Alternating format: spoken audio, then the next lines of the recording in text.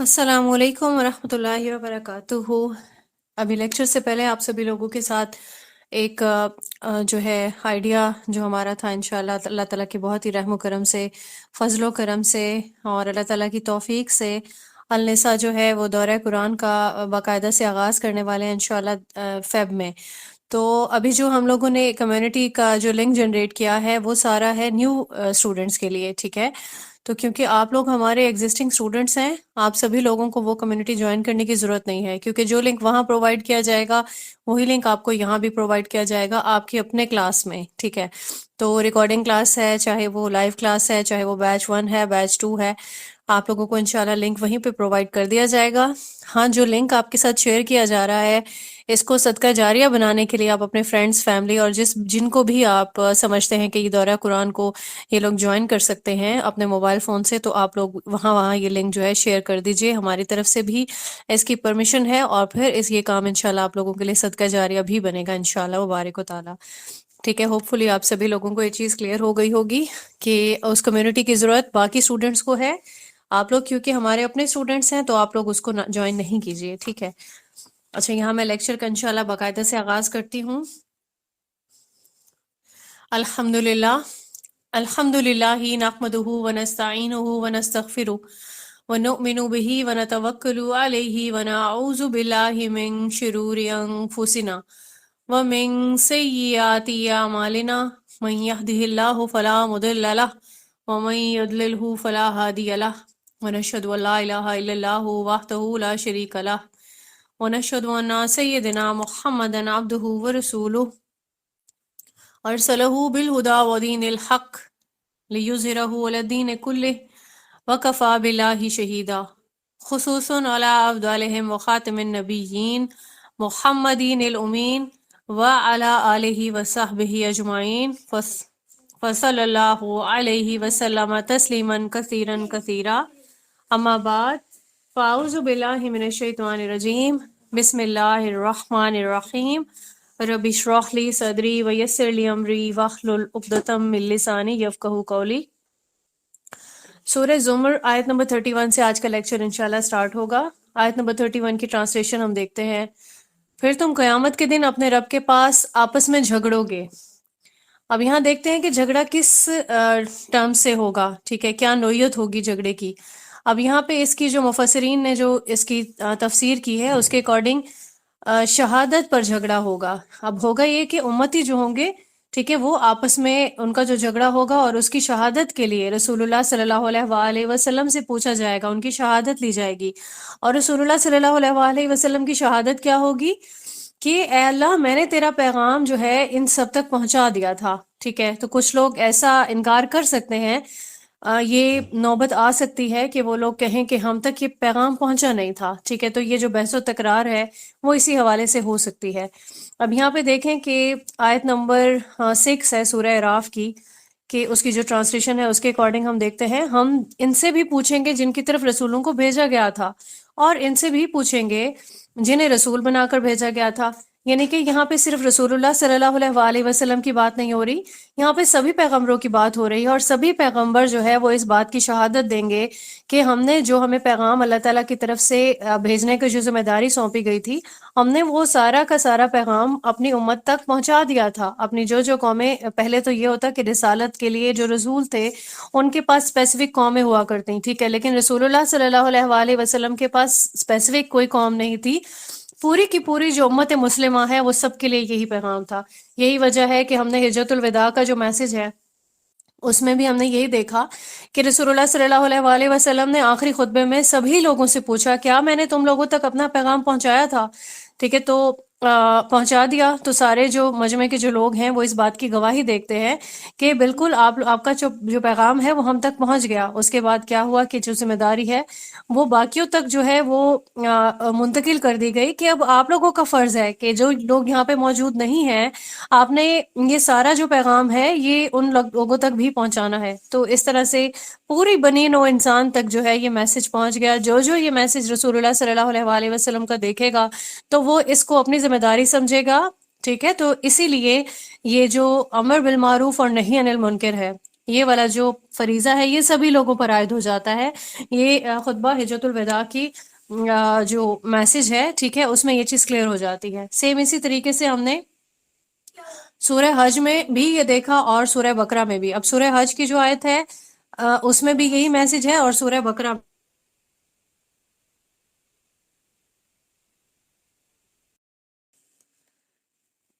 تو اس میں دیکھتے ہیں کہ اس میں ہاں اس میسج میں بھی یہی بتایا گیا ہے، اس نے تمہیں چن لیا ہے اور دین کے معاملے میں تم پر کوئی تنگی نہیں رکھی، قائم ہو جاؤ اپنے جد امجد ابراہیم کی ملت پر. ٹھیک ہے، سورہ بقرہ میں آیت نمبر 143 میں بھی یہی میسج ہے، اے مسلمانوں اسی طرح تو ہم نے تمہیں ایک امت وسط بنایا ہے تاکہ تم لوگوں پر گواہ ہو اور رسول تم پر گواہ ہو. اب یہاں پہ دیکھیں کہ یہ دونوں جو آیات ہیں یہ اسی طرح مناسبت رکھتی ہیں ایک دوسرے سے. پھر ہم نے سورہ اعراف سے بھی یہ میسج لیا کہ قیامت کے دن یہ جو رب کے پاس جو بحث و مباحثہ یا جھگڑا ہوگا وہ کس نوعیت کا ہوگا.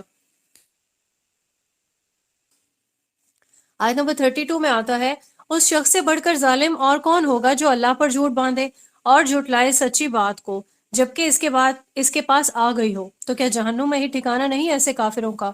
اب یہاں پہ دیکھیں کہ اللہ پہ جھوٹ باندھنے والا کیسا ہو سکتا ہے. اس کی تفسیر اس طرح سے ہو سکتی ہے کہ حق اس کے پاس آ گیا، ٹھیک ہے، لیکن اس کے باوجود وہ اس کی تکذیب کر رہا ہے. ٹھیک ہو گیا. یا پھر کوئی ایسا دعویٰ بھی کر سکتا ہے جیسے کہ اب نبوت رسالت کا معاملہ ختم ہو چکا، اللہ تعالیٰ کی طرف سے وہ والا دروازہ بند ہو گیا، لیکن کوئی ایسا شخص بھی ظالم ہو سکتا ہے. اور آج کل ہم اپنے معاشرے میں دیکھ بھی رہے ہیں ایسے بہت سارے لوگ جو ہے، کبھی کوئی نبوت کا دعوے دار ہو جاتا ہے، کبھی کوئی خوابوں کے حوالے سے دعوے دار ہو جاتا ہے. ٹھیک ہے، تو ایسے کسی بھی انسان کو ظالم کہا جا سکتا ہے جو جھوٹ بول رہا ہو. ٹھیک ہے، تو اللہ کا جو پیغام ہے، اللہ کا جو کلام ہے، جس کے پاس پہنچ جائے اور پھر جو اس کو جھٹلائے، اس کا مطلب یہی ہے کہ وہ اللہ پر جھوٹ باندھ رہا ہے. تو پھر یہاں بتا دیا گیا اگلے حصے میں آیت کے کہ ایسے لوگ جو ہیں کافروں کا ٹھکانہ جہنم ہے. اب کافر جو ہے وہ صرف اپنے مذہب والے کافر نہیں ہوتے، بلکہ انکار کرنے والا جو بھی ہوگا انسان وہ کافر ہی ہوگا. آیت نمبر 33 میں آتا ہے، اور وہ شخص جو سچائی لے کر آیا اور وہ جس نے اس کی تصدیق کی، یہی لوگ ہیں جو متقی ہیں. اب جیسے ہم نے پہلی آیت کی جو دیکھی ہے ٹرانسلیشن بھی اور تفسیر بھی، کہ جو حق کو جھٹلا رہا ہے، ٹھیک ہے، اور اللہ پہ جو جھوٹ باندھ رہا ہے. اب اس کے برعکس جو حق اس کے سامنے آیا اور وہ تصدیق کر رہا ہے، ٹھیک ہے، تو پھر یہ متقی لوگوں کی ہی نشانی ہے. آیت نمبر 34 میں آتا ہے، ان کے لیے رب کے پاس وہ سب کچھ ہے جو یہ چاہیں گے، یہی بدلہ ہے نیکوکاروں کا، تاکہ اللہ ان سے دور کر دے ان کے برے اعمال کو. اب یہاں پہ ہم نے پہلے جو پچھلا جو لیکچر تھا اس میں ہم نے یہ چیز دیکھی تھی کہ انبیاء کرام جو ہے وہ معصوم ہیں، لیکن بشری جو ان کے تقاضے ہیں وہ ایز اٹ از ہیں. اللہ تعالیٰ کی بہت زیادہ رحمت ہے کہ اللہ پاک نے انبیاء کو ان ساری خرافات سے، سارے جو چیزیں ہیں ان سے دور رکھا، ٹھیک ہے. لیکن یہ ہے کہ اللہ تعالیٰ نے ان کو بشر ہی پیدا کیا، اور انہوں نے بھی، ان کی اس میں محنت بھی شامل ہے، اور اللہ تعالیٰ نے ان پہ بہت زیادہ، پہلے نمبر پہ اللہ کی رحمت اور پھر اس کے بعد ان کی محنت اور ان کا تقویٰ. تو اگر کبھی ان سے کوئی لغزش ہو بھی گئی، ٹھیک ہے، تو اللہ تعالیٰ ان کو انشاءاللہ ان تمام جو ان کے گناہ ہیں وہ معاف فرما دیں گے، اور پھر جو ان کا نامہ اعمال ہوگا اس کو گناہوں سے وہ پاک ہوگا انشاءاللہ. آیت کے اگلے حصے میں فرمایا جا رہا ہے، اور ان کو اجر عطا فرمائے ان کے بہترین اعمال کے حساب سے. اب یہاں پہ جو اعمال کے حساب سے جو بات ہو رہی ہے، اس کا مطلب ہے کہ جو نیکیاں ہیں ان کے بھی لیولز ہیں، ٹھیک ہے، درجات ہیں. اب درجات کے بارے میں ہم نے پڑھا، جس طرح سے اگر کوئی انسان بھی محنت کرتا ہے تو اس کو بھی درجات جو ہے وہ کور اپ کرنے ہوتے ہیں، لائک جو سٹیئرز ہوتی ہیں کہ ایمان کے جو درجات ہیں، اسلام میں انٹر ہونا، ٹھیک ہے، ایمان کا درجہ، اور اس کے بعد احسان کا درجہ. اس کو ہم الحمدللہ بہت اچھے سے ڈیٹیل سے پڑھ چکے ہیں. اگلا رکوع سٹارٹ ہوتا ہے آیت نمبر 36 سے لے کے 41 تک کی آیات اس میں شامل ہیں. کیا اللہ کافی نہیں ہے اپنے بندے کے لیے؟ اور اے نبی صلی اللہ علیہ وآلہ وسلم، یہ لوگ آپ کو ڈراتے ہیں ان سے جو اس کے علاوہ ان کے معبود ہیں. اللہ جو ہے وہ کافی ہے، کس کے لیے کافی ہے؟ جس کے دل میں ایمان انٹر ہو چکا، ٹھیک ہے، ایسا بندہ، اطمینان اس کے لیے اس کے دل میں کافی ہے کہ اللہ ہی میرے لیے بہت ہے. لیکن یہاں پہ آیت کے اگلے حصے میں جو فرمایا جا رہا ہے، لوگ ڈراتے ہیں ان کے علاوہ جو ان کے معبود ہیں، صحیح. اور اس کے بعد فرمایا جا رہا ہے، اور جس کو اللہ گمراہ کر دے تو اس کے لیے کوئی ہدایت دینے والا نہیں ہے. یہاں پہ یہ چیز کلیئر ہوتی ہے کہ ہم سٹارٹ سے ہی دیکھ رہے ہیں کہ یہ لوگ اپنے جھوٹے معبودوں کی بھی دھمکیاں دیتے تھے. حضرت ابراہیم علیہ السلام کی مثال ہم دیکھ سکتے ہیں کہ ان کو بھی اسی طریقے سے ان کو دھمکی دی جاتی تھی کہ جس طرح سے آپ ہمارے معبودوں کی جو ہے نافرمانی کرتے ہیں، تو اب کیا ہوگا، آپ پہ ان کی طرف سے کوئی پھٹکار پڑ جائے گی. ٹھیک ہے، تو یہاں پہ اس چیز کے لیے اسی چیز کا جو ذکر کیا جا رہا ہے، تو حضرت ابراہیم علیہ السلام نے بھی بہت ہی پریکٹیکلی جو ہے ان لوگوں کو ساری چیزوں کو ڈیل کیا تھا، اور ٹیکنیکل ان کو جواب دیے تھے. سورہ الانعام کی آیت نمبر 81 سے ہم دیکھ سکتے ہیں کہ انہوں نے کس طریقے سے لاجیکل رپلائی کیا کہ میں ان سے کیوں کر ڈروں جن کو تم نے شریک ٹھہرایا ہے، جبکہ تم اس بات سے نہیں ڈرتے کہ تم نے اللہ کے ساتھ ایسی چیزوں کو شریک ٹھہرایا ہے جس پر اس نے کوئی دلیل نازل نہیں فرمائی. ٹھیک ہے، یہاں پہ یعنی کہ جو بتوں کے جو ڈراوا دیتے تھے، اب obviously حضرت ابراہیم علیہ السلام بالکل اس چیز سے ویل اویئر تھے کہ بت کیا کر سکتے ہیں، نہ وہ سن سکتے ہیں نہ وہ کھا سکتے ہیں، اور اس کی ہم نے بہت اچھے سے اس کو ہم نے پڑھا تھا. تو انہوں نے ان کا پورا ایک جو ہمارے سامنے سین ہے وہ بھی گھومتا ہے، کیسے انہیں سارے جو بت تھے ان کو توڑا، اور پھر جو بھی جس چیز سے وہ توڑے تھے واللہ عالم وہ کلہاڑا تھا یا جو بھی چیز تھی، پھر اس کو ایک بت کے جو ہے گلے میں ڈال دیا. یعنی کہ ایک بہت انہوں نے لاجک سے وہ چلے تاکہ جو بھی عقل و فہم رکھنے والے ہیں ان کو یہ چیز بالکل اچھے سے کلیئر ہو جائے. آیت نمبر 37 میں آتا ہے، اور جس کو اللہ ہدایت دے دے تو اسے گمراہ کرنے والا کوئی نہیں.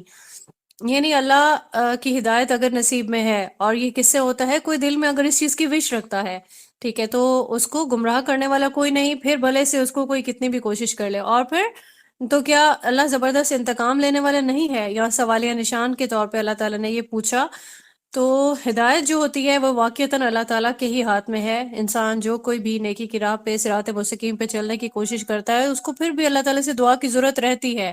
کیونکہ ہم نے بہت ساری ایسی مثالیں دیکھی کہ جو لوگ سیدھے راہ پہ چلتے چلتے اچانک سے بھٹک گئے، اور پھر کیا ہوا، کیونکہ انہوں نے بھٹکنے کا ارادہ کیا تو پھر ان کے لیے گمراہی کی راہیں کھلتی چلی گئیں. ہمیں ہر لمحے شیطان کی جو پناہ ہے، شیطان سے جو نجات ہے، اس کے لیے اللہ کی پناہ میں دعا کرنی چاہیے. ٹھیک ہے، اور پھر اس کے ساتھ ساتھ اللہ سے توفیق بھی مانگنی چاہیے کہ اللہ تعالیٰ اگر آپ نے میرے دل میں یہ سچی راہ کی جو ایک رغبت ہے یہ ڈال دی، اس سے کبھی مجھے ہٹائیے گا نہیں، اور مجھے ہمیشہ سیدھے راستے پہ ہی چلنے کی توفیق عنایت فرمائے. اللہ تعالیٰ ہم سب کو سیدھی راہ پہ چلنے کی توفیق عنایت فرمائے، آمین ثم آمین. آگے جو ہے آیت نمبر 38 ہے، اور اے نبی صلی اللہ علیہ وآلہ وسلم، اگر آپ ان سے پوچھیں کہ کس نے پیدا کیا آسمانوں اور زمین کو، تو یقیناً وہ یہی کہیں گے اللہ نے،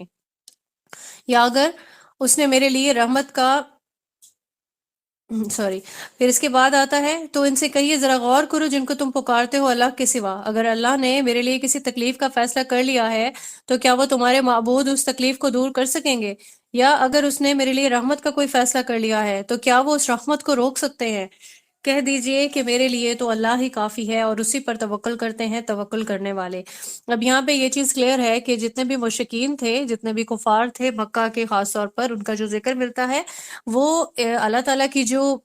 ریالٹی ہے اس سے وہ بالکل واقف تھے کہ اللہ ہی معبود ہے، کائنات کا پیدا کرنے والا، ہمیں پیدا کرنے والا. ٹھیک ہے، لیکن ان کے عقیدے میں جو شرک تھا، یہ شرک جو ہے یہ واضح طور پر بتایا جاتا ہے کہ وہ اس چیز کو ضرور جو ہے وہ مانتے تھے کہ اللہ تعالیٰ کے چھوٹے چھوٹے ساتھ میں اسسٹنٹ بھی ہیں. اور وہ اسسٹنٹ کون ہے؟ کسی کے کانسیپٹ میں وہ لات، منات، عزا اور اس طرح کے چھوٹے معبود ہیں. اب ان کا یہ خیال تھا کہ ہم کیا کرتے ہیں کہ ڈائریکٹ اللہ سے، اب یہ والا کانسیپٹ ہم تعویل عام میں بھی اپنے مائنڈ میں رکھتے ہوئے چلے. ٹھیک ہے، تو ان کے مائنڈ میں کیا ہوتا کہ ہم کیا کرتے ہیں، ہم چھوٹے معبودوں سے ہی پہلے جو ہے وہ کانٹیکٹ بناتے ہیں اپنا، ان کو خوش کرتے ہیں، پھر وہ اللہ تعالیٰ کہ ہاں ہماری سفارش کر دیں گے. اب یہ جو ایک سسٹم چلا آ رہا ہے پیری فقیری کا، مریدی کا، یہ بھی اسی پیٹرن کو دیکھتے ہوئے دیکھیں آج تک یہ کانسیپٹ زندہ ہے، اور لوگ یہ سمجھتے ہیں ہم شاید اولیاء کو خوش کر دیں گے. ایون اولیاء اپنی قبروں میں بیٹھے ہوئے ہیں، ٹھیک ہے، ان کی قبروں کو سجدہ گاہ بنایا ہوا ہے، جو کہ ایک بہت بڑا شرک ہے. اللہ تعالیٰ ہر انسان کو چھوٹے بڑے ہر طرح کے شرک سے محفوظ رکھے اور محفوظ رکھے، آمین ثم آمین.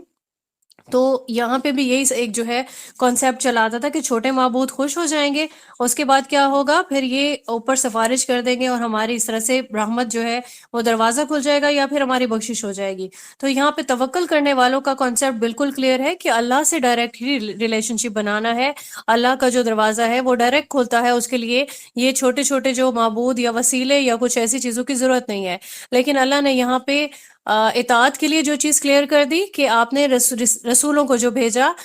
رہنمائی کے لیے، تو ان کے بتائے ہوئے راستے پہ آپ چل سکتے ہیں، ٹھیک ہے، لیکن رسولوں کو بھی اپنے ساتھ شریک نہیں ٹھہرایا انہوں نے۔ تو جس نے یہ کانسیپٹ پا لیا انشاءاللہ قرآن و حدیث کے حوالے سے، اس کے لیے انشاءاللہ پھر وہ رحمت کا جو دروازہ ہے اللہ کا وہ کھلا ہے۔ آیت نمبر 39 میں آتا ہے، آپ کہیے کہ اے میری قوم کے لوگوں، تم اپنی جگہ پر جو کر سکتے ہو کر لو، میں بھی اپنی سی محنت کر رہا ہوں، پس عنقریب تمہیں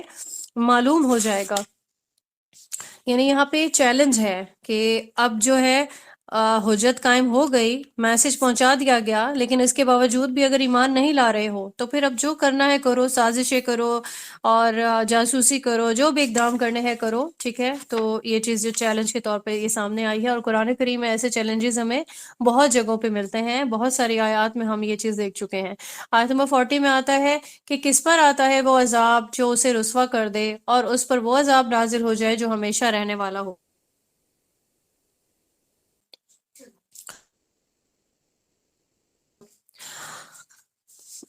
اور وہ عذاب نازل ہو جائے جو ہمیشہ رہنے والا ہو۔ آیت نمبر 41، ہم نے یہ کتاب آپ پر نازل کر دی ہے لوگوں کے لیے حق کے ساتھ، تو جو کوئی ہدایت کا راستہ اختیار کرتا ہے وہ اپنے ہی بھلے کے لیے کرتا ہے، اور جو کوئی گمراہی اختیار کرتا ہے تو اس کا وبال اسی پر آئے گا، اور آپ ان کے ذمہ دار نہیں ہیں۔ اب یہ جو آیات ہیں ان کو ہم بہت اچھے سے جانتے ہیں کہ جو رسول اللہ صلی اللہ علیہ وسلم کو اللہ تعالیٰ کی طرف سے میسج ملا تھا وہ یہی تھا۔ ایک تو یہ کہ آپ نے ضرورت سے زیادہ اس پہ سوچ و بچار نہیں کرنی، آپ کا جو رسپانسبلٹی ہے وہ یہ ہے کہ حق کا جو راستہ ہے وہ لوگوں کو دکھا دیں، تو جو وہ راستہ اختیار کرے گا وہ اپنے فائدے کے لیے کرے گا، لیکن اگر کوئی گمراہی، یہ سچ کا اور حق کا ساتھ دینے کی بجائے گمراہی کا راستہ اختیار کرے گا، ٹھیک ہے، تو آپ کی رسپانسبلٹی یہ نہیں ہے کہ آپ اس کو ہاتھ پکڑ کے دوسرے راستے تک لے جائیں۔ اب سبھی لوگ جو ہیں وہ اپنے انجام سے بخوبی واقف ہے۔ آیت نمبر 42 سے لے کے 52 تک کی جو رکوع ہے اگلا، وہ ہم انشاءاللہ سٹارٹ کرتے ہیں۔ اور 42 آیت میں آتا ہے، اللہ قبض کر لیتا ہے جانوں کو ان کی موت کے وقت، اور جن کی موت نہیں آئی ہوتی ان کو بھی ان کی نیند کی حالت میں۔ تو جس کی موت کا وہ فیصلہ کر چکا ہو اس کو اپنے پاس روکے رکھتا ہے اور دوسروں کو واپس بھیج دیتا ہے ایک وقت معین تک کے لیے۔ یقیناً اس میں نشانیاں ہیں ان لوگوں کے لیے جو غور و فکر سے کام لیتے ہیں۔ اب یہاں جو آیات ہیں یہاں پہ نیند کا بھی ذکر ہے، ٹھیک ہے، اور موت کا بھی ذکر ہے۔ اب جو ایک نیند کی حالت ہے اس میں سچویشن الگ ہوتی ہے، ٹھیک ہے، اور جو موت کی حالت ہے اس میں سچویشن الگ ہوتی ہے۔ نیند میں کیسے کہ جب انسان نیند میں چلا جاتا ہے تو وہ غفلت میں ہوتا ہے، ٹھیک ہے، اس کا شعور جو ہے وہ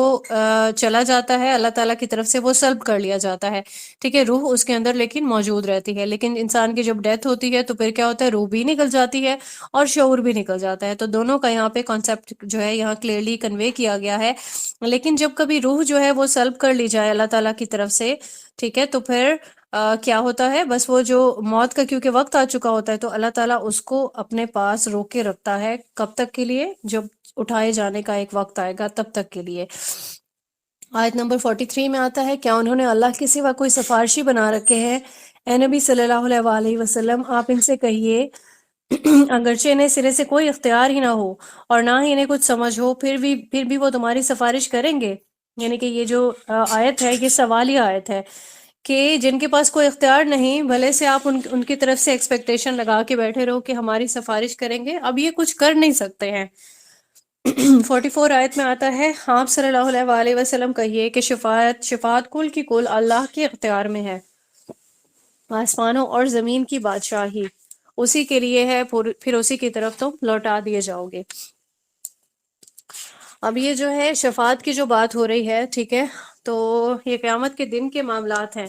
اب اللہ تعالیٰ کی اگر اجازت ہوگی، ٹھیک ہے، تو اللہ تعالیٰ کسی کی جو شفاعت ہے وہ قبول کریں گے۔ یہ جو شفاعت کا قبول کرنا ہے یہ بھی اللہ کے ہی اختیار میں ہے، کوئی چاہے اپنی چاہت کے اکارڈنگ اپنی مرضی سے وہ اللہ سے بھی نہیں منوا سکتا۔ آیت نمبر 45 میں آتا ہے، اور جب ذکر کیا جاتا ہے اکیلے اللہ کا تو جو لوگ آخرت پر ایمان نہیں رکھتے ان کے دل کوڑنے لگتے ہیں، اور جب ان کے سوا دوسروں کا ذکر کیا جاتا ہے تب وہ خوش ہو جاتے ہیں۔ اچھا، یہاں پہ ایک چیز ہے کہ بالکل ایسی مجلس سے ہم دیکھ سکتے ہیں، اور اس کو ہم زیادہ بہتر تعویل عام میں سمجھ سکتے ہیں، ٹھیک ہے، تعویل خاص میں یہ کفار سے مخاطبت ہے، لیکن تعویل عام میں ایسا ہوتا ہے کہ کسی محفل میں اگر کوئی مجلس ہے اور وہاں پہ جو ہے کسی تقریر یا واز کا انعقاد ہو رہا ہے، ٹھیک ہے، تو اگر تو صرف اور صرف اللہ تعالیٰ کے ہی بارے میں بات ہو رہی ہے، یعنی توحید کا موضوع ہے، تو جو عام لوگ ہیں نا، بالکل جو ٹپیکل لوگ ہیں جو واسطے وسیلے اور جو پیری مریدی کے چکر میں رہتے ہیں ان کے لیے یہ چیز گراں گزرتی ہے۔ وہ یہ کہتے ہیں کہ اس میں ہمیں، کیونکہ ہمارے لوگوں کو نا کہانیاں چاہیے کہ پھونک ماری اور پھر جو ہے دیوار ہل گئی، ٹھیک ہے، ایک ان کے جو ہے پر اچانک سے کسی پیر کے یا کسی اولیاء کے ساتھ، یہ کرامات اللہ کی طرف سے نہیں ہے، یہ منسوب کس نے کی ہیں؟ لوگوں نے، ٹھیک ہے۔ اب وہ جو اولیاء ہیں ان کو بھی اس چیز کا آئیڈیا نہیں ہے کہ ان کے ساتھ کتنی کہانیاں منسوب ہو گئی۔ اب کیا کرنے کے لیے، مطلب اپنا ایک رسک چلانے کے لیے، ایک اپنا ایک سرکل چلانے کے لیے وہ یہ ساری جھوٹی جو کرامات ہیں یہ ان کے ساتھ جو ہے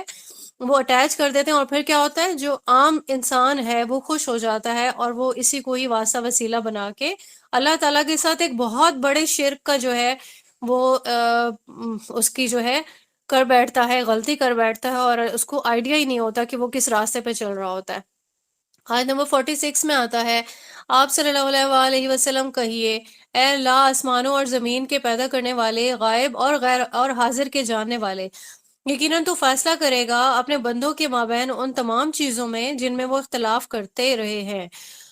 اور اگر ظالموں کے پاس وہ سب کچھ ہوتا جو بھی زمین میں ہے اور اس کے ساتھ اتنا اور بھی ہوتا، تو قیامت کے دن برے عذاب سے بچنے کے لیے وہ سب فدیہ میں دے دیتے، اور اس روز ان کے سامنے اللہ کی طرف سے وہ کچھ آ جائے گا جس کا انہیں گمان بھی نہ تھا۔ اب یہاں پہ دیکھیں، ہم نے پہلے بھی پچھلی جو آیات پڑھی تھیں اس میں بھی ہم نے یہ دیکھا کہ وہ کیا کرتے کہ مطلب زمین کی جو حجم ہے اس کے مقابلے میں بھی اگر ان کے پاس سونا یا کچھ بھی مال و دولت ہو تو قیامت کا عذاب جو ہے وہ اتنی زیادہ انٹینسٹی رکھتا ہوگا، ٹھیک ہے، کہ کوئی اپنا، وہ کہتے ہیں نا کہ لوگ اپنے رشتے بھی جو ہے وہ بھی فدیہ میں دے دیں کہ مجھے اس عذاب سے آپ جو ہے بچت مل جائے، مجھے بچا لیا جائے، جہنم میں مجھے نہیں ڈالا جائے، لیکن بھلے سے میرے پاس جو کچھ ہے وہ مجھ سے لے لیا جائے، ٹھیک ہے۔ تو لیکن یہ ساری چیزیں جو ہے یہ کفایت نہیں کریں گی۔ سورہ الانعام کی آیت نمبر 30 میں بھی آتا ہے کہ جو کچھ اب تم اپنے سامنے دیکھ رہے ہو، کیا یہ حقیقت نہیں؟ تو اس وقت وہ تسلیم کریں گے کہ ہاں، کیوں نہیں، ہمارے پروردگار کی قسم، واقعی یہ حقیقت ہے، ٹھیک ہے۔ تو وہ والی سچویشن یہاں پہ بار بار بتائی کیوں جا رہی ہے؟ اس لیے کہ ہم جیسے انسان جو ابھی یہ سمجھتے ہیں کہ موت جو ہے وہ پتہ نہیں کب آئے گی، موت کے بعد پتہ نہیں کب اٹھایا جائے گا، تو ایک جو مسلم ہے جو کہ ایمان رکھتا ہے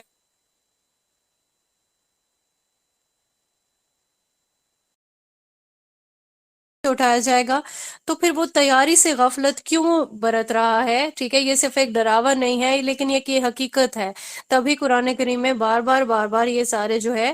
عدالت کا سسٹم، روز محشر، یہ ساری چیزیں اللہ تعالیٰ نے کنوے کر دی کہ جب ہم ان لوگوں میں شامل نہ ہو جائیں، خدا نہ خواستہ، کہ جب اپنے سامنے یہ سارا منظر دیکھیں اور اس وقت ہم کہیں کہ اوہو یہ کیا ہو گیا، اب ہمیں واپس بھیجا جائے اور ہم اب اچھے عمل کرنے کا ہمیں پھر سے موقع دیا جائے، تو اللہ تعالیٰ ہمیں کبھی بھی ایسے لوگوں میں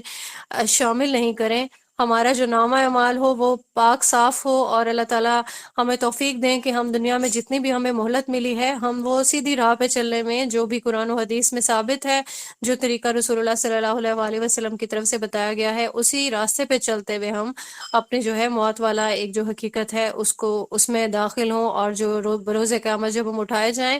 تو بھی اللہ تعالیٰ ہمیں سرخرو فرمائے، آمین ثم آمین۔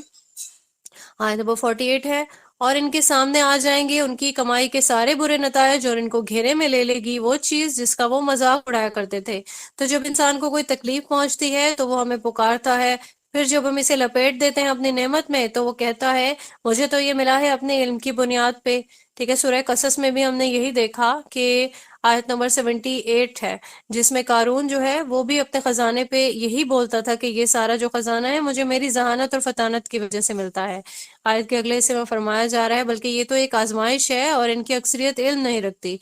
50 آیت ہے، اور ان سے پہلوں نے بھی یہی بات کہی تھی کہ جو کچھ بھی انہوں نے کمائی کی تھی وہ ان کے کسی کام نہ آ سکی، بس انہیں اس کے بد نتائج پہنچ گئے جو وہ کماتے تھے، اور ان میں سے بھی جو لوگ ظلم شرک کی روش اختیار کریں گے ان کو پہنچ کر رہیں گے ان کے کرتوتوں کے برے نتائج، اور وہ اللہ کو عاجز کرنے والے نہیں ہیں۔ اب یہاں پہ جو خزانہ ہے یعنی کمائی وہ کسی کام نہیں آ سکی، تو یہاں ہم نے دیکھا تھا کہ قارون جو تھا اس کے پاس بہت زیادہ خزانہ تھا، obviously فوجیں، لشکر، سبھی کچھ تھا، اور سننے میں آتا ہے، سننے میں نہیں آتا بلکہ پڑھنے میں آتا ہے کہ جو اس کی کنجیاں تھیں وہ بھی بہت بھاری تھیں، مطلب اتنی زیادہ تھیں کہ اس کے خزانوں کو سمیٹنے کے لیے وہ کنجیوں کو سنبھالنا نکالنا بھی بہت مشکل ہوتا ہے، کنجی کہتے ہیں چابی کو، ٹھیک ہے، لیکن جب اللہ تعالیٰ کی طرف سے اس پہ عذاب آ گیا تو پھر اس کی کوئی بھی چیز، جتنے بھی اس کے پاس یہ سہولیات تھیں، ٹھیک ہے، جتنی بھی ارینجمنٹ سے، کچھ بھی اس کے کام نہیں آ سکے، بلکہ خزانے کے سمیت ہی اللہ تعالیٰ نے اس کو زمین میں دھسا دیا۔ تو یہ بھی اللہ تعالیٰ کا ایک معجزہ ہے، اور اللہ تعالیٰ نے یہاں پہ یہ چیز بہت اچھے سے ریئلائز کرا دی ہے ہمیں کہ یہ کمائیاں کچھ کام نہیں آئیں گی۔ اگلی آیت ہے، اس میں ہم دیکھتے ہیں کہ کیا یہ جانتے نہیں کہ اللہ ہی ہے جو کشادہ کر دیتا ہے رزق کو جس کے لیے چاہتا ہے، اور تنگ کر دیتا ہے جس کے لیے چاہتا ہے۔ یقیناً اس میں نشانیاں ہیں ان لوگوں کے لیے جو ماننے والے ہیں۔ تو یہاں پہ جو لوگ قارون کی دولت کو دیکھ کر جو امپریس ہوتے تھے، تو جب وہ دھسا دیا گیا تو پھر اس کے بعد وہ لوگ بھی اس کو بہت اچھے سے ریئلائز کر گئے کہ یہ اللہ تعالیٰ کا ہی اپنا دیا ہوا ایک رزق ہے، اس پہ ہمیں ہمیشہ خوش رہنا چاہیے۔ اللہ تعالیٰ کی جتنی بھی نعمتیں عنایت کر دی گئی اللہ تعالیٰ کی طرف سے، صبر و شکر سے کام لینا چاہیے۔ اگلا رکوع سٹارٹ ہوتا ہے آیت نمبر 53 سے لے کے 63 تک کی آیت اس میں شامل ہے۔ اے نبی صلی اللہ علیہ وآلہ وسلم، آپ کہیے، اے میرے وہ بندو جنہوں نے اپنی جانوں پر زیادتی کی ہے، اللہ کی رحمت سے مایوس نہ ہونا، یقیناً اللہ سارے گناہ معاف فرما دے گا، یقیناً وہ بہت بخشنے والا، نہایت رحم کرنے والا ہے۔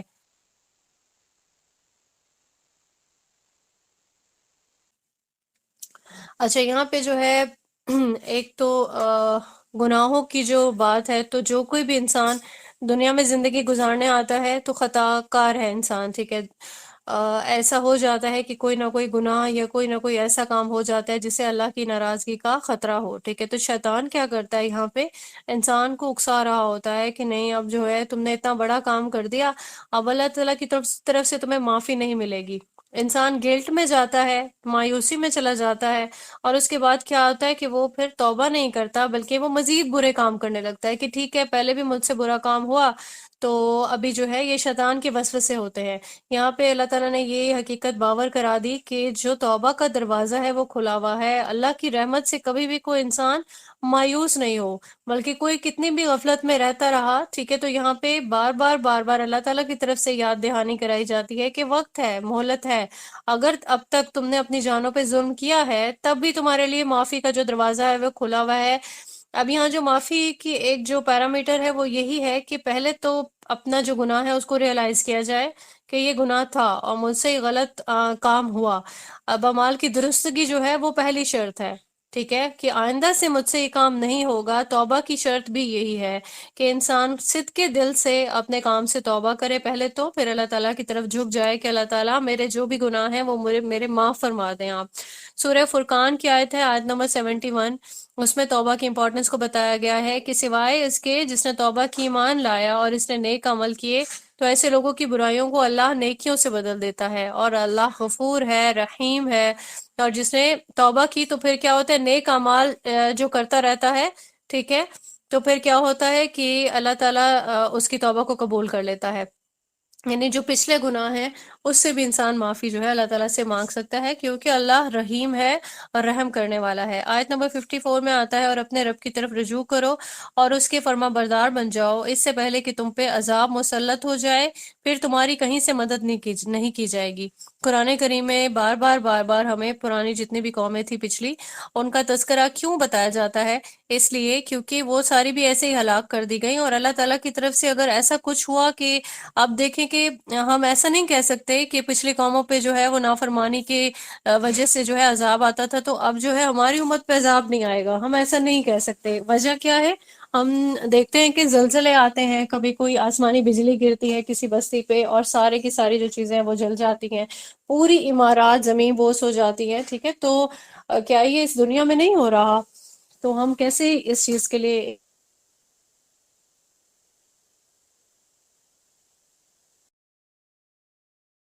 سب کچھ تو ابھی بھی ہو سکتا ہے نا؟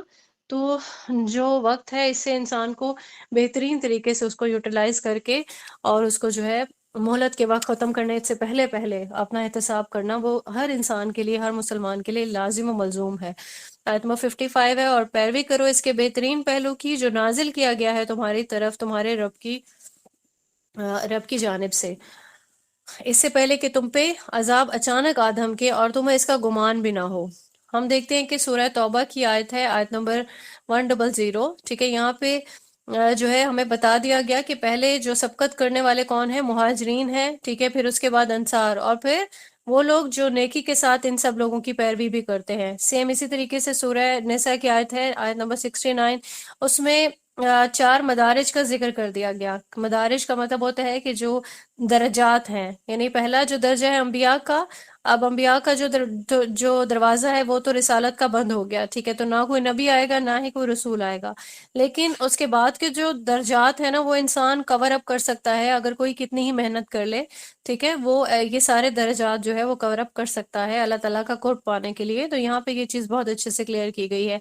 صدیقین کا درجہ ہے، تیسرے پر شہداء ہے، چوتھے پر صالحین ہے۔ سورہ حدید میں بھی آیت نمبر ہے اچھا اس کو میں نے یہاں پہ نوٹ ڈاؤن نہیں کیا، سورہ حدید میں بھی یہ والا سبجیکٹ جو ہے اسی طرح سے واضح طور پر بیان کر دیا گیا ہے۔ آیت نمبر 56 میں آتا ہے، مبادہ کہ اس وقت کوئی جان یہ کہے کہ ہائے افسوس اس کوتاہی پر جو مجھ سے اللہ کی جناب میں ہوئی، میں تو مذاق اڑانے والوں میں ہی رہا۔ مذاق اڑانے سے مراد یہ کہ میں نے کبھی دھیان نہیں دیا، یعنی کہ میں جانتے ہوئے بھی اس پہ عمل نہیں کر سکا، اور کوئی اگر سنجیدہ نہیں ہوتا تو اس کا مطلب یہی ہے کہ وہ مذاق اڑاتا رہا۔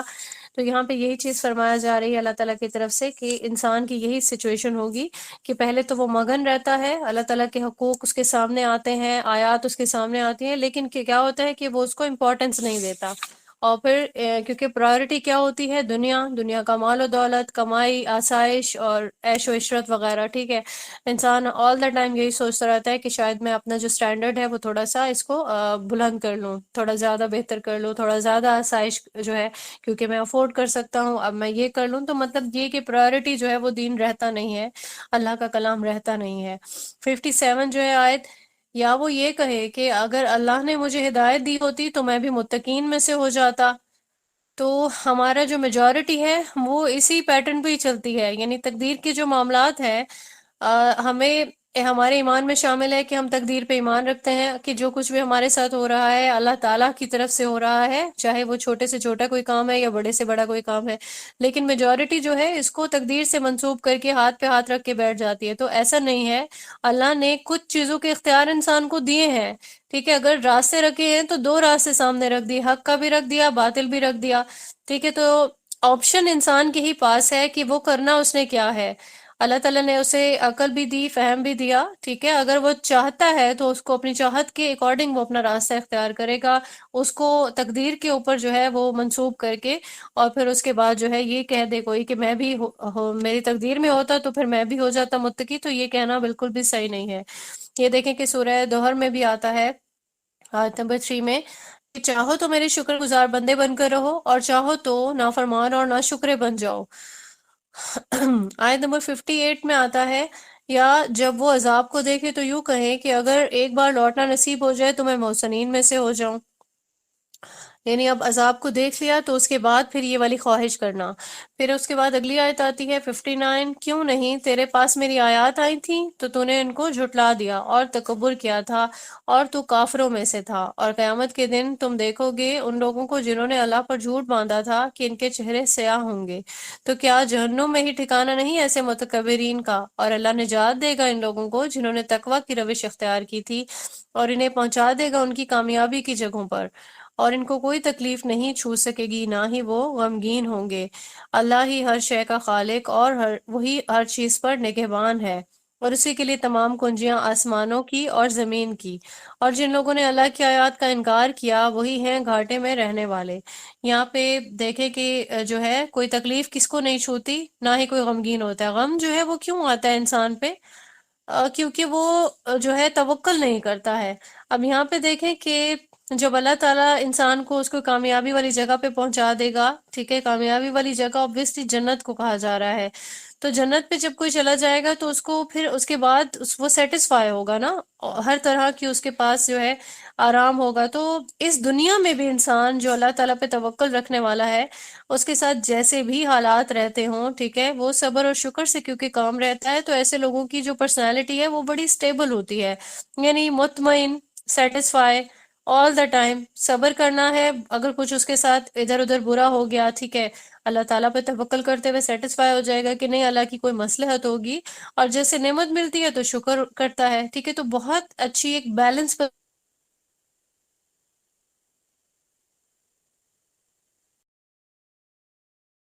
مومن ہے وہ دنیا میں بھی جو ہے وہ خوش رہ سکتا ہے، اور انشاءاللہ آخرت میں تو اللہ تعالیٰ کا وعدہ ہے کہ جو بھی تقوی سے زندگی گزارے گا آخرت میں اس کا ریوارڈ ضرور ملے گا انشاءاللہ۔ اگلا رکوع ہم شروع کرتے ہیں، چوتھا رکوع ہے یہ، اس میں 64 سے لے کے 70 تک کی آیات شامل ہیں۔ آپ کہہ دیجئے اے نبی صلی اللہ علیہ وآلہ وسلم کہ اے جاہلو، کیا تم مجھے یہ مشورہ دے رہے ہو کہ میں اللہ کے سوا کسی اور کی بندگی کروں؟ اب یہاں پہ جو جاہلوں والا جو ایک سٹائل ہے اس آیت کا، ٹھیک ہے، اس میں جاہل کو کوئی گالی نہیں کہا جا رہا، بلکہ یہ ایک سخت انداز ہے، ٹھیک ہے۔ اور جو جاہل ہے اس کے میننگ بھی کیا ہوتے ہیں؟ جاہل مطلب اس کی اگر ہم الٹ دیکھیں تو علم والا، ٹھیک ہے، تو جس کے پاس علم اور عقل نہیں ہوگی اس کو تشبیہ دی جا سکتی ہے۔ ایسا بھی ہو سکتا ہے کہ علم اور عقل تو ہے لیکن کوئی اس کو اگر استعمال نہیں کر رہا، ٹھیک ہے، تو وہ بھی جاہل ہی ہوگا۔ تو آیت کا جو سٹائل ہے یہ بڑا جاہ و جلال والا ہے، روب والا ہے۔ اب یہ کیوں ہے کہ کیونکہ جو مشرکین تھے وہ all the time give and take والی ایک پالیسی پہ عمل کرنے کے لیے رسول اللہ صلی اللہ علیہ وآلہ وسلم پر پریشر ڈالنے کی کوشش کرتے تھے کہ ٹھیک ہے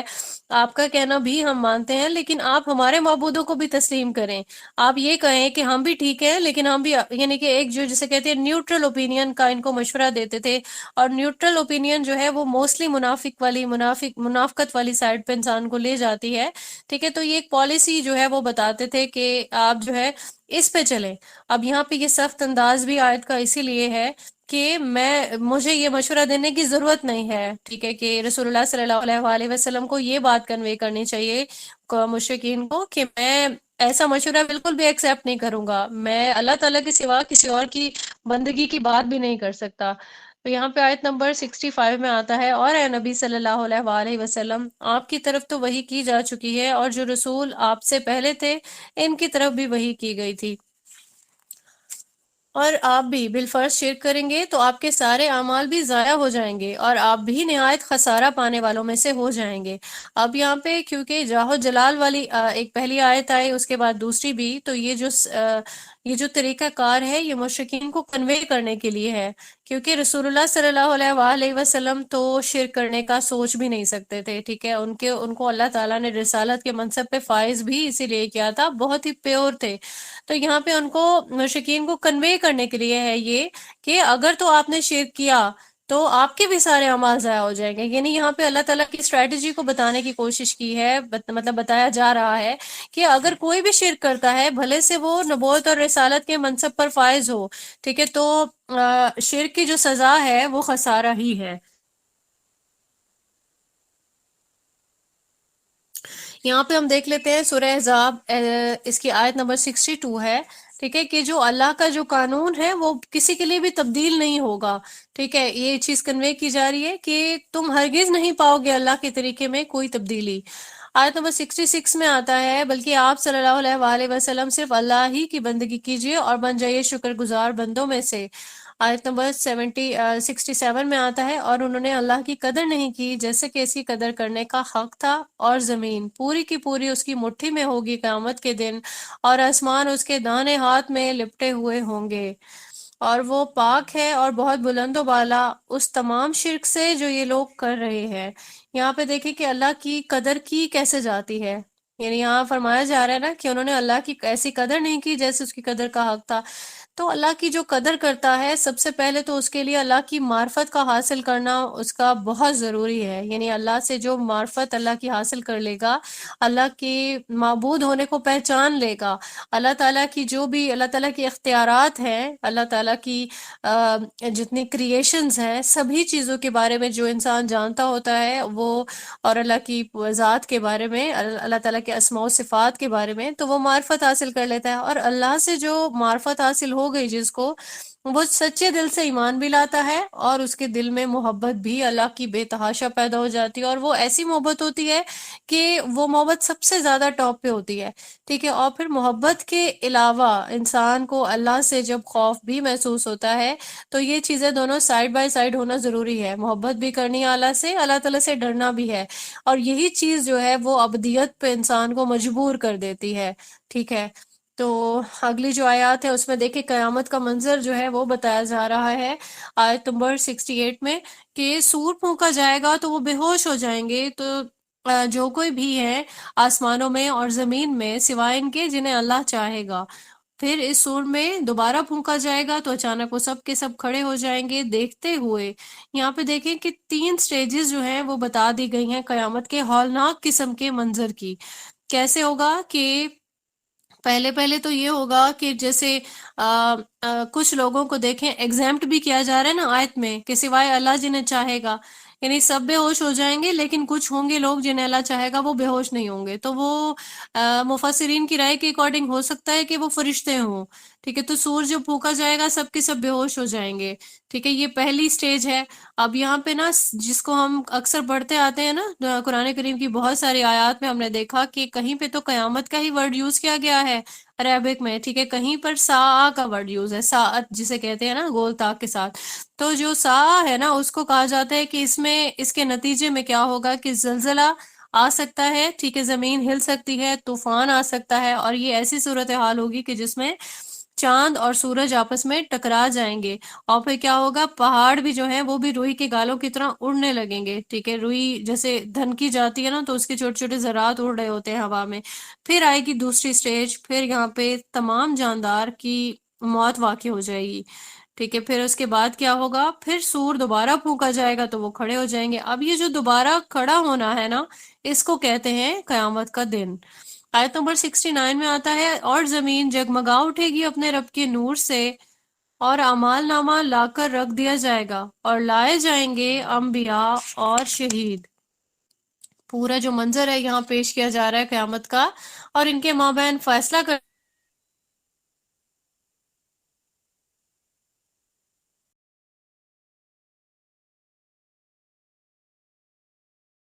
یہاں پہ دیکھتے ہیں کہ کیسے جو ہے وہ زمین جگمگائے گی۔ پہلے تو یہ ہوگا کہ اس کی جو ٹرانسلیشن ہے اس میں یہ بتایا جا رہا ہے سورہ فرقان کے آیت نمبر 25 میں کہ جس دن آسمان پھٹ جائے گا بادلوں کی مانند اور فرشتے نازل کیے جائیں گے لگاتار۔ اب یہاں پہ کہا یہ جاتا ہے قرآن کریم میں کہ جو عدالت لگے گی ہو سکتا ہے کہ زمین کو جو ہے وہ کوٹ دیا جائے اور بالکل سٹریٹ کر دیا جائے، جیسے ابھی ہمیں لگتا ہے کہ یہ گول شیپ ہے، اس پہ پہاڑ ہیں اور ساری چیزیں، ٹھیک ہے، چشمے ہیں، یہ ساری جو ہے یہ بالکل ایک فلیٹ ایک عدالت کا جو ایک منظر ہوگا اس کو ایک فلیٹ قسم کا جو ہے وہ کہا جا سکتا ہے کہ ایک زمین یا میدان یا کچھ جس کو روز محشر جو کیا جائے گا اس طرح سے ہوگا۔ اور پھر کیا ہوگا کہ فرشتے آنے لگیں گے، فرشتے مطلب جس طرح سے پہلا کوئی ایک عدالت کا ارینجمنٹ ہے، ٹھیک ہے، صفیں ان کی باندھی ہوئی ہوں گی فرشتوں کی، اور یہاں پہ ہم سورہ فجر میں بھی یہ چیز دیکھتے ہیں، سورہ فجر کی جو آیت نمبر 22 ہے۔ اس کے بعد اعمال نامے کا ذکر ہوگا، یعنی کہ اب لوگ ہیں سب کے سب اس میدان میں جمع ہو جائیں گے جہاں پہ عدالت لگی ہوئی ہے روز محشر کے دن، جو ٹھیک ہے روز محشر میں جو عدالت لگے گی تو سب لوگ یہاں پہ اکٹھے ہوں گے۔ پھر کیا ہوگا، سورہ کہف کی آیت نمبر 49 میں آتا ہے اور رکھ دیا جائے گا اعمال نامہ، چنانچہ تم دیکھو گے مجرموں کو کہ وہ لرزاں و ترساں ہوں گے اس سے جو کچھ اس میں ہوگا، اور کہیں گے ہائے ہماری شامت، یہ کیسا اعمال نامہ ہے کہ اس نے نہ تو کسی چھوٹی چیز کو چھوڑا ہے نہ ہی کسی بڑی کو، مگر اس نے محفوظ کر کے رکھا ہے۔ اب یہاں پہ اعمال نامہ سامنے آئے گا نا تو ایسا ہوگا اعمال نامہ کہ کوئی اس کو فیس نہیں کر سکے گا۔ ریزن کیا ہوگی، ہمارے خود کے اعمال۔ کبھی کبھار ایسا ہوتا ہے کہ ہم کسی کو جو ہے اوپر سے بہت اچھا ٹریٹ کر رہے ہوتے ہیں، اندر ہمارے کچھ اور ہوتا ہے، اور ایسا بھی ہوتا ہے بظاہر تو ہم مسکرا کے دیکھ رہے ہوتے ہیں لیکن وہ جیسے کہ ایک سین سامنے آتا ہے نا، سامنے تو آپ پھول پیش کر رہے ہوتے ہیں لیکن کمر کے پیچھے سے آپ نے خنجر پیش وہ چھپا رکھا ہوتا ہے، ٹھیک ہے۔ تو ایسی ساری چیزیں جس میں ہم یہ سمجھتے ہیں کہ ابھی اس کو پتہ نہیں چلا، ٹھیک ہے، ہماری جو بھی فیلنگز ہے اس انسان کے بارے میں وہ اس سے تو چھپی ہوئی ہیں نا، یعنی اپنی طرف سے خوش ہو رہے ہوتے ہیں، لیکن اعمال نامہ کیسے فیس کریں گے جب اس میں وہ ساری ریکارڈڈ چیز ہوگی، جیسے کہ کوئی فلم چلنے لگتی ہے نا، اس لمحے آپ نے یہ کیا، اس لمحے آپ نے یہ کیا، تو انسان جو ہے وہ اپنی شامت بلا رہا ہوگا کہ کوئی اس میں کوئی چیز چھوڑی ہی نہیں ہے، مطلب ہر ایک چیز کو اس میں سیو کر رکھا ہے۔ تو اس کی بہت بڑی مثال ایسے ہے جیسے کوئی یو ایس بی ہے، اس میں سارا ڈیٹا سٹور ہو رہا ہے، ٹھیک ہے، ہر لمحے کی ایک پکچر، جیسے ہم اپنی ریل ایک رکھتے ہیں نا کہ یہ بچپن کا ایک ٹائم تھا، یہ پھر اس کے بعد جوانی کا، یہ کالج ٹائم، یونیورسٹی ٹائم، ٹھیک ہے، تو ویسے ہی وہاں پہ اس سے بھی زیادہ ایک بڑی ریل جو ہے وہ محفوظ ہو رہی ہے۔ اس کے بعد کیا ہوگا؟ پھر اس کے بعد انبیاء اور جو شہداء ہیں یہ کس لیے آ رہے ہوں گے؟ اس کو ہم دیکھ سکتے ہیں کہ سورہ حج کی جیسے آیت آتی ہے کہ تاکہ پیغمبر تم پر گواہ ہوں اور تم لوگوں پر گواہ ہوں، ٹھیک ہے؟ تو انبیاء اور جو شہید ہیں، ٹھیک ہے، یہ شہید کا مطلب ہوگا کہ جو شہادت دیں گے گواہ کے طور پر، یعنی کہ جتنے بھی ہماری طرف جو ہے اللہ تعالیٰ کا پیغام لانے کے لیے جتنے بھی رسول آئے، اور رسولوں کے بعد دیکھیں ہمارے پاس صحابہ کی اگزامپلز رہی، ٹھیک ہے، پھر عشرہ مبشرہ جنہیں کہا جاتا ہے، جس میں ٹاپ لیول کے جو صحابہ ہیں وہ شامل ہیں، جن کو احادیث میں بھی جو ہے وہ کوٹ کیا جاتا ہے، ٹھیک ہے؟ تو یہ ساری جو ایک تعلیم جن لوگوں کی طرف سے آئی، دعوت ملی توحید کی، یہ سارے کے سارے جو ہے یہ گواہ ہوں گے وہاں پہ کہ اللہ تعالیٰ کی طرف سے پیغام آیا رسولوں تک، ٹھیک ہے؟ رسولوں کا جو پیغام تھا وہ پہنچانے والوں نے لوگوں تک پہنچایا، سبھی لوگوں پہ حجت اس کی قائم ہو گئی، کیونکہ یہ جو دعوت و تبلیغ کا ذمہ ہے، یہ ابھی ہم نے پچھلی آیات میں دیکھا کہ یہ ساری ذمہ داری ہر ایک انسان کی ہے، ہر مومن کی ہے، کوئی اس سے جو ہے وہ پیچھے نہیں ہٹ سکتا۔ تو اپنے لیول کی جو کوشش ہے وہ سبھی نے کرنی ہے، کیونکہ رسول اللہ صلی اللہ علیہ وآلہ وسلم جانے سے پہلے یہ اسائنمنٹ ہم سب کو دے گئے۔ اب جب قیامت کے دن یہ سارا میدان لگا ہوا ہوگا تو وہاں پہ گواہ کے طور پر یہ سب لوگ موجود ہوں گے کہ ہم نے یہ پیغام پہنچایا تھا۔ رسول اللہ صلی اللہ علیہ وآلہ وسلم کی ڈیوٹی دینے والے بھی سبھی لوگ وہاں پہ موجود ہوں گے، ٹھیک ہے؟ اگر خدا نخواستہ یہ گواہی دینے میں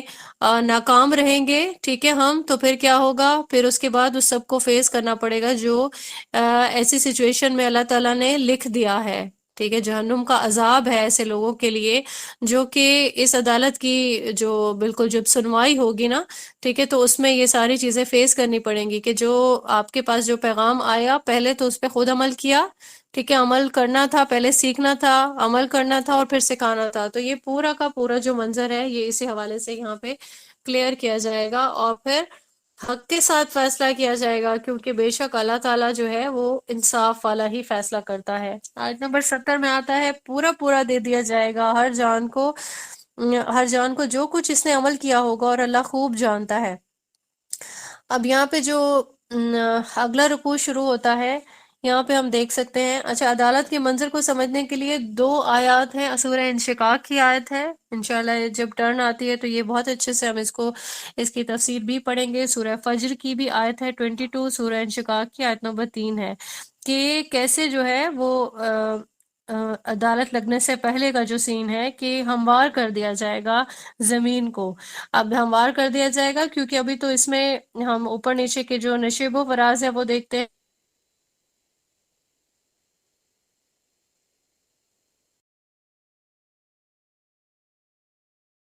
اس میں ہم دیکھتے ہیں کہ عدالت کا آخری سین اس میں بیان کیا جا رہا ہے، آیت نمبر 71 سے لے کے 75 تک۔ پھر اس کے بعد جب یہاں پہ فیصلہ ہو رہا ہے، آیت نمبر 71 میں فرمایا جا رہا ہے، اور ہانک کر لے جائیں گے کافر جہنم کی طرف گروہ در گروہ،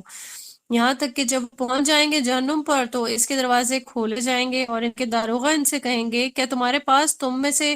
رسول نہیں آئے تھے جو تمہیں سناتے تھے تمہارے رب کی آیات اور تمہیں خبردار کرتے تھے تمہارے آج کے دن کی اس ملاقات سے؟ وہ کہیں گے نہیں، لیکن کافروں پر عذاب کا حکم ثابت ہو کر رہا۔ اب یہاں پہ دیکھیں، یہاں پہ بھی جو ہے کفر کرنے والے یہاں پہ بھی ڈٹائی سے کہیں گے نہیں، یعنی یہاں پہ جو گروہ کی بات ہو رہی ہے، یہاں پہ جو ایک امت آئے گی، ایک امت کے بعد دوسری امت آئے گی، پھر تیسری امت آئے گی، ٹھیک ہے؟ تو سبھی جو لوگ ہیں ان میں سے الگ الگ ہو جائیں گے مجرم۔ یہاں پہ جہنم کی کیونکہ بات ہو رہی ہے تو یہاں مجرم لوگوں کی بات ہو رہی ہے کہ سب اپنے جو جن کو فالو کرتے تھے ان کی قیادت میں وہ جہنم میں جائیں گے، کیونکہ ہم نے یہاں پہ دیکھا تھا کہ جو فرعون کے جو لشکر تھے نا، ٹھیک ہے، تو وہ بھی فرعون ان کو وہاں پہ بھی لیڈ کر رہا ہوگا، کیونکہ دنیا میں بھی وہ یہی سب کچھ کرتا آیا۔ سورہ ہود کی آیت 98 میں ہم یہاں پہ دیکھ سکتے ہیں کہ قیامت کے دن جو ہے آگے چلتا ہوا آئے گا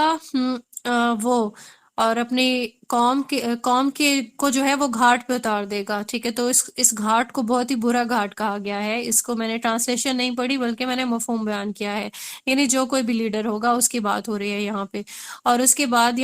پچھلے جو ہم نے کلاس تھی اس میں ہم نے دیکھا کہ جہنم کے جو دروازے ہیں وہ بند رکھے جائیں گے، جیسے کہ جیل کے دروازے ہوتے ہیں نا، ٹھیک ہے، قیدی آئے تو کھول دیے گئے، پھر قیدیوں کو اندر بند کیا، پھر بند کر دیے گئے۔ اور اس کے برعکس جو جنت کے دروازے ہوں گے وہ کیسے ہوں گے؟ وہ کھلے ہی رہیں گے، جیسے کہ استقبال کرنے کے لیے والہانہ استقبال کے لیے گھر کا دروازہ کھول دیا جاتا ہے، بالکل ایسے ہی۔ اچھا یہاں پہ دیکھیں کہ جہنم کے جو داروغہ ہوں گے یہ بھی فرشتے ہوں گے نا، اب یہاں یہ بھی ڈانٹ ڈپٹ کر رہے ہیں کہ مطلب جیسے کہتے ہیں نا، جیسے ہمیں ٹیچرز جب ریزلٹ ملتا ہے اور کوئی رو رہا ہوتا ہے کہ میرا ریزلٹ اچھا نہیں آیا، میں فیل ہو گیا کچھ بھی، تو ٹیچر ڈانٹ رہا ہوتا ہے نا، جو بھی ایگزامینر ہوتا ہے یا جو پڑھانے والا، ٹھیک ہے، تو وہ پوچھتا ہے کہ پہلے کیا کلاس نہیں لے سکتے تھے آپ؟ ٹھیک ہے، پہلے آپ کو سمجھ نہیں آئی کہ پیپر بھی ہوگا اور ریزلٹ بھی آئے گا؟ تو یہاں پہ بھی وہی ہو رہا ہے کہ جہنم کے داروغہ پوچھ رہے ہیں کہ میسج آیا تھا آپ لوگوں کے پاس، لیکن کیا اس وقت آپ نے عمل نہیں کر سکتے تھے؟ لیکن جو ڈھیٹ لوگ ہوتے ہیں نا، وہ یہاں پہ بھی انکار کر دیتے ہیں۔ سیم اسی طریقے سے یہ جو کفر پہ ڈٹے ہوئے جو لوگ ہوں گے یہاں پہ بھی کہیں گے کہ نہیں۔ اس کے بعد آتی ہے آیت نمبر 72، کہہ دیا جائے گا ان سے کہ داخل ہو جاؤ جہنم کے دروازوں میں، اس میں ہمیشہ رہنے کے لیے، تو یہ بہت برا ہے یہ ٹھکانہ متکبرین کا، اور لے جایا جائے گا ان لوگوں کو جنت کی طرف جو اپنے رب کا تقوی اختیار کیے رہے تھے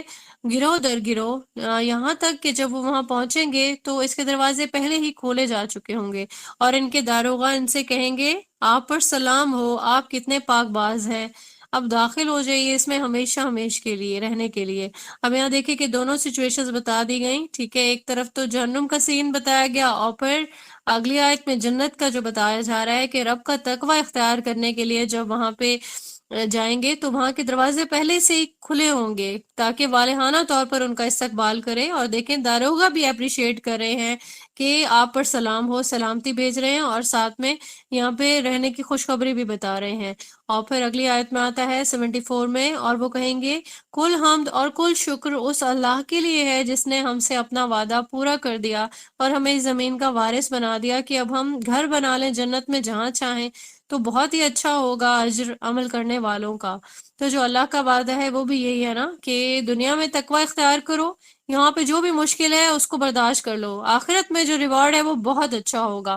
تو اللہ کی رحمت ہو گئی، اور یہاں پہ جو لوگ ہیں وہ یہاں پہ بھی اللہ تعالیٰ کا شکر ادا کر رہے ہیں کہ اللہ نے اپنا وعدہ پورا کر دیا۔ اب آخری جو آیت ہے اس میں عدالت کا اختتام ہو رہا ہے، آیت نمبر 75 ہے، اور تم دیکھو گے فرشتوں کو کہ وہ عرش الہی کو گھیرے ہوئے ہوں گے، اپنے رب کی تسبیح بیان کر رہے ہوں گے، اس کی حمد کے ساتھ، اور ان کے مابین حق کے ساتھ فیصلہ کر دیا جائے گا،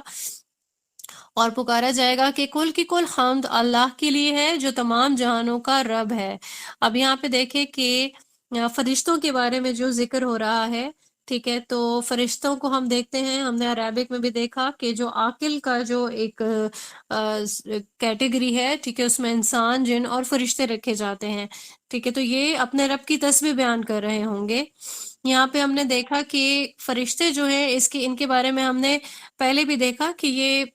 اپنی رائے بھی رکھتے ہیں، مطلب عاقل کا مطلب یہی ہے کہ عقل والے۔ اب جب اللہ تعالیٰ کے ساتھ ہم نے دیکھا کہ جب یہ ان کے ڈیسیژنز جب اللہ تعالیٰ لیتے اور ان کو بتاتے، تو یہاں پہ فرشتے اپنی کوئی نہ کوئی رائے بھی دیتے تھے، ٹھیک ہے، اللہ تعالیٰ کے فیصلوں میں بھی اپنا جو ہے ان کو جتنا اللہ پاک نے اختیار دیا تو اپنی رائے سے وہ آگاہ کرتے تھے کہ اللہ تعالیٰ یہ جو فیصلہ ہے، جیسے کہ ہم نے اس کی مثال دیکھ سکتے ہیں کہ جب اللہ تعالیٰ نے آدم کی تخلیق کی، فرشتوں کو آگاہ کیا، تو فرشتوں نے یہاں پہ اپنی رائے دی کہ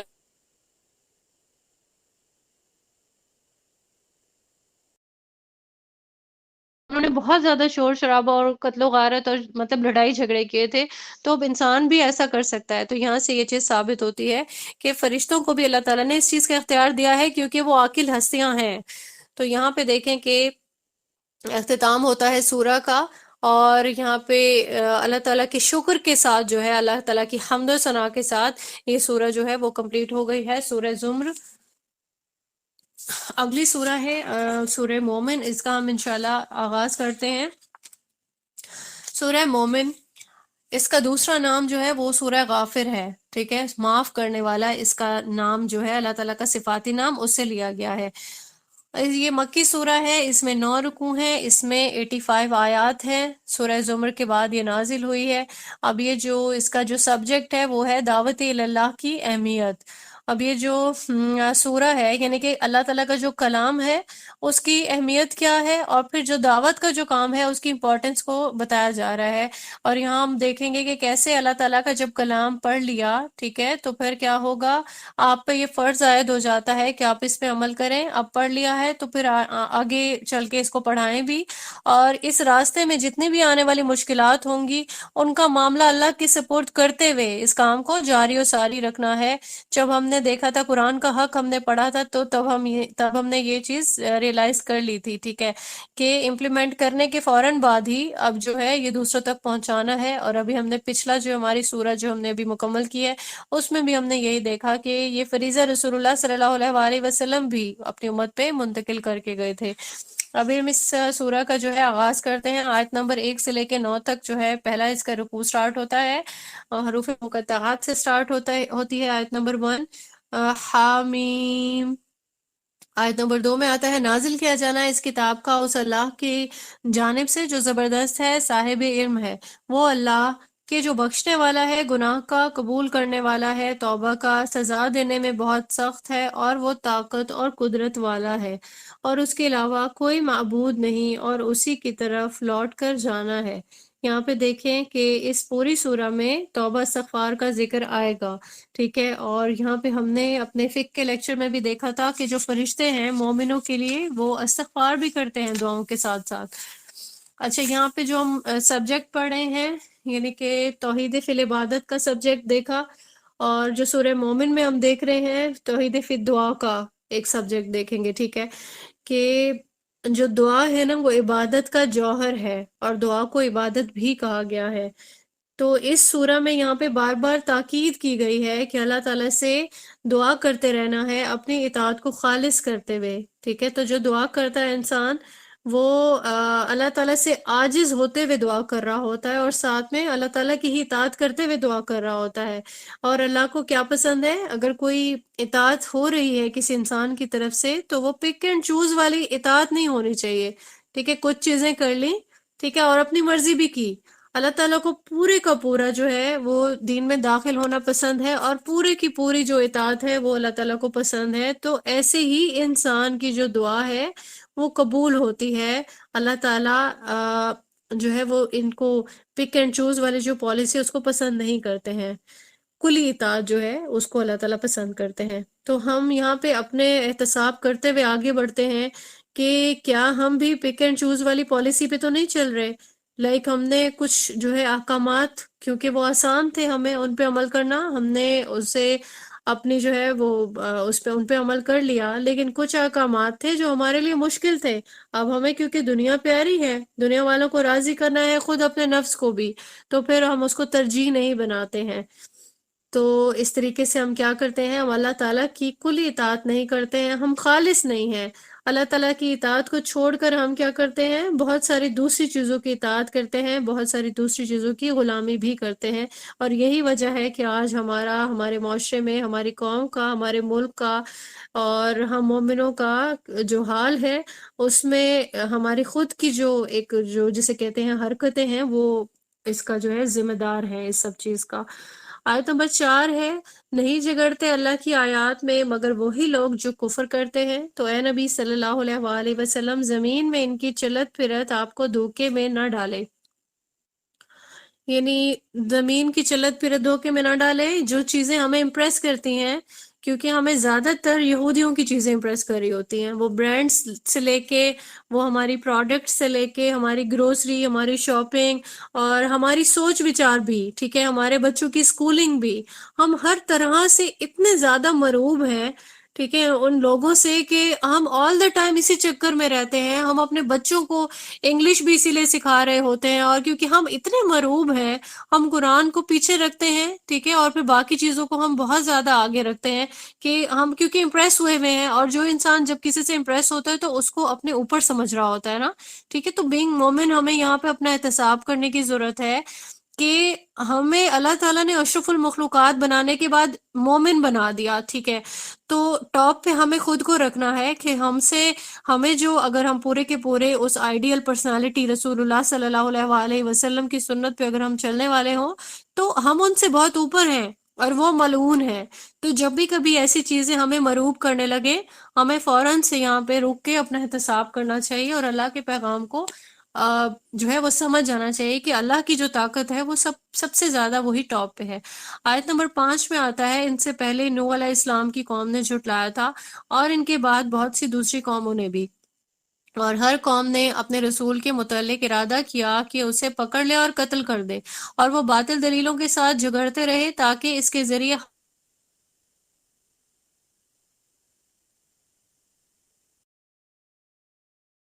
اچھا ٹھیک ہے۔ تو جو جھٹلانے والے تھے شروع دن سے جھٹلاتے آ رہے ہیں، پہلے انہوں نے جیسے کہ حضرت نوح علیہ السلام کی قوم نے جھٹلایا، ہلاک ہو گئے۔ پھر دوسری قوم میں ہم نے سب قوموں کو پڑھ لیا جتنی اللہ تعالیٰ نے ہمیں بتائیں، سب کو پڑھ لیا، ٹھیک ہے، سب کی سب ہلاک ہو گئیں۔ اور پھر یہاں پہ وہ لوگ یہ رسولوں کو قتل کرنے کا ارادہ کیوں کرتے تھے؟ کیونکہ حق ان کے سامنے تھا، مانتے بھی تھے، لیکن اب اس کو آپٹ کرنے میں ان کو تکلیف ہوتی، کیونکہ نفس جو ہے وہ آڑے آ جاتا تھا۔ تو پھر کیا کہتے کہ ان کی ہم سنتے ہی نہیں ہیں، اور ہم کیا کرتے ہیں، ہم ان کو قتل ہی کر لیتے ہیں۔ لیکن جہاں پہ اللہ تعالیٰ نے یہاں پہ سوال کیا کہ میری سزا کیسی ہے جو میں نے انہیں پکڑ لیا، ٹھیک ہے، کچھ بھی کرتے رہیں، اللہ نے جب ارادہ کیا تو کیسے قومیں ہلاک ہوئیں، پھر ان کے نام و نشان بھی نہیں ملتے۔ آیت نمبر 6 میں آتا ہے، اور اسی طرح کافروں پر بھی آپ کے رب کی بات پوری ہو چکی ہے کہ یہ سب کے سب جہنمی ہیں۔ وہ فرشتے جو عرش کو اٹھائے ہوں گے، وہ جو ان کے ارد گرد ہیں، وہ سب تسبیح کر رہے ہوتے ہیں اپنے رب کی حمد کے ساتھ، اور اس پر پورا یقین رکھتے ہیں اور اہل ایمان کے لیے استغفار کرتے ہیں۔ اے ہمارے پروردگار، تیری رحمت اور تیرا علم ہر چیز کا احاطہ کیے ہوئے ہے، پس بخش دے تو ان لوگوں کو جنہوں نے توبہ کی اور تیرے راستے کی پیروی کی، اور ان کو جہنم کے عذاب سے بچا لے۔ تو دونوں چیزیں یہاں پہ ہمیں کلیئر ہو جاتی ہیں، ٹھیک ہے۔ فرشتوں کا جو تذکرہ ہے، ایک تو یہ کہ فرشتے جو عرش کو اٹھائے ہوئے ہیں۔ اب یہاں پہ ہم دیکھ لیتے ہیں کہ پہلے بھی ہم نے دیکھا کہ جو زمین ہے اس کے بارے میں بھی یہی کہا جاتا ہے، کیسے بالکل حائل ہے نا ایک فضا میں، تو فرشتوں نے اس کو اٹھایا ہوا ہے۔ اور اس کے بعد یہ دیکھیں کہ وہ فرشتے بھی ہیں جو اللہ تعالیٰ کی حمد و ثنا بھی کر رہے ہیں اور اہل ایمان کے لیے استغفار بھی کر رہے ہیں۔ یہاں پہ ساتھ میں وہ دعا بھی کرتے ہیں اللہ تعالیٰ سے کہ ان کی خطاؤں کو بخش دے۔ کس کی خطاؤں کو بخش دے؟ مومنین کی، جو اہل ایمان ہیں، جو نیک لوگ ہیں۔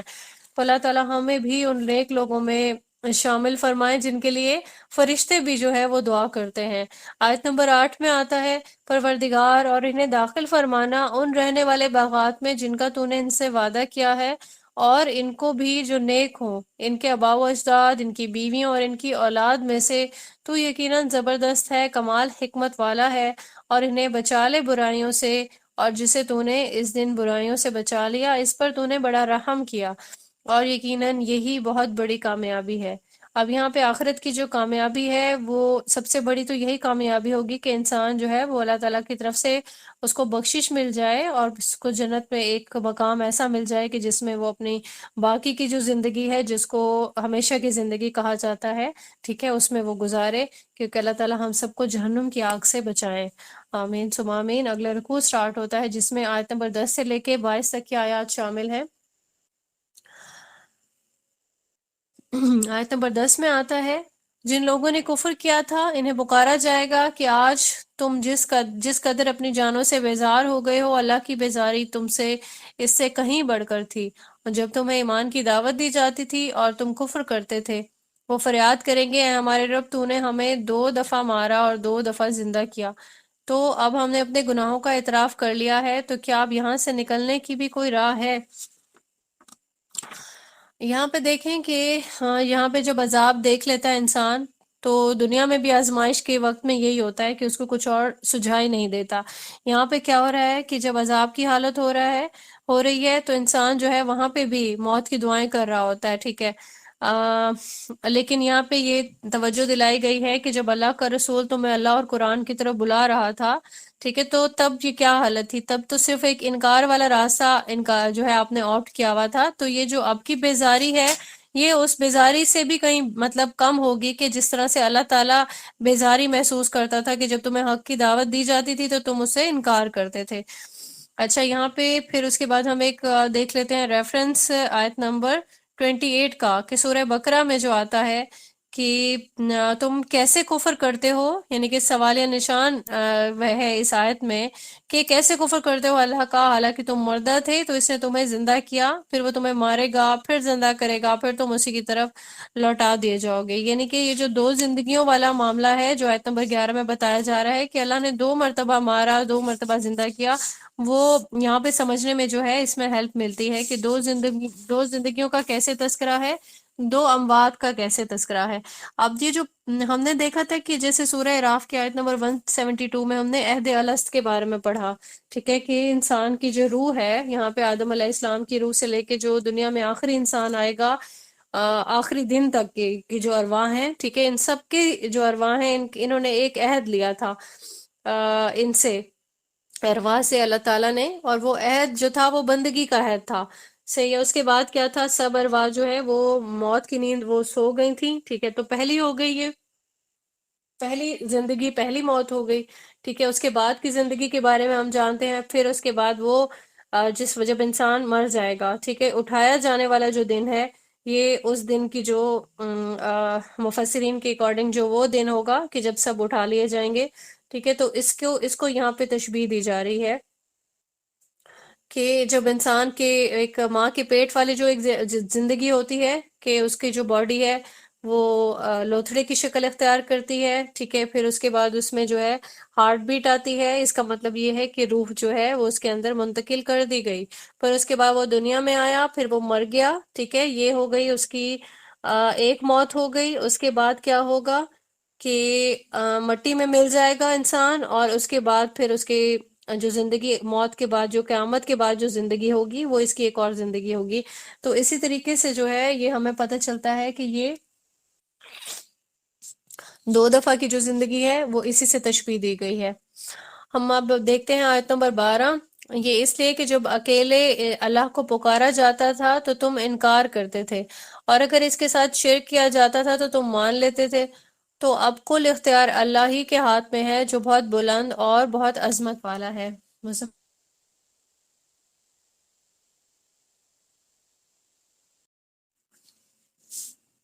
آیت نمبر 13 ہے، اور وہی ہے جو تمہیں اپنے نشانیاں دکھاتا ہے اور اتارتا ہے تمہارے لیے آسمان سے روزی، ٹھیک ہے، یہ چیز بھی ہم بہت اچھے سے پڑھ چکے کہ کیسے اللہ تعالیٰ نے روزی کا جو بندوبست ہے بارش کے ذریعے سے اور پھر زمین سے جو پیداوار ہے اس کے ذریعے سے جو ہے وہ پورا ارینجمنٹ کیا ہوا ہے، اور نہیں نصیحت حاصل کرتا مگر وہی جو رجوع کرتا ہے اللہ کی طرف، بس تم پکارو اللہ۔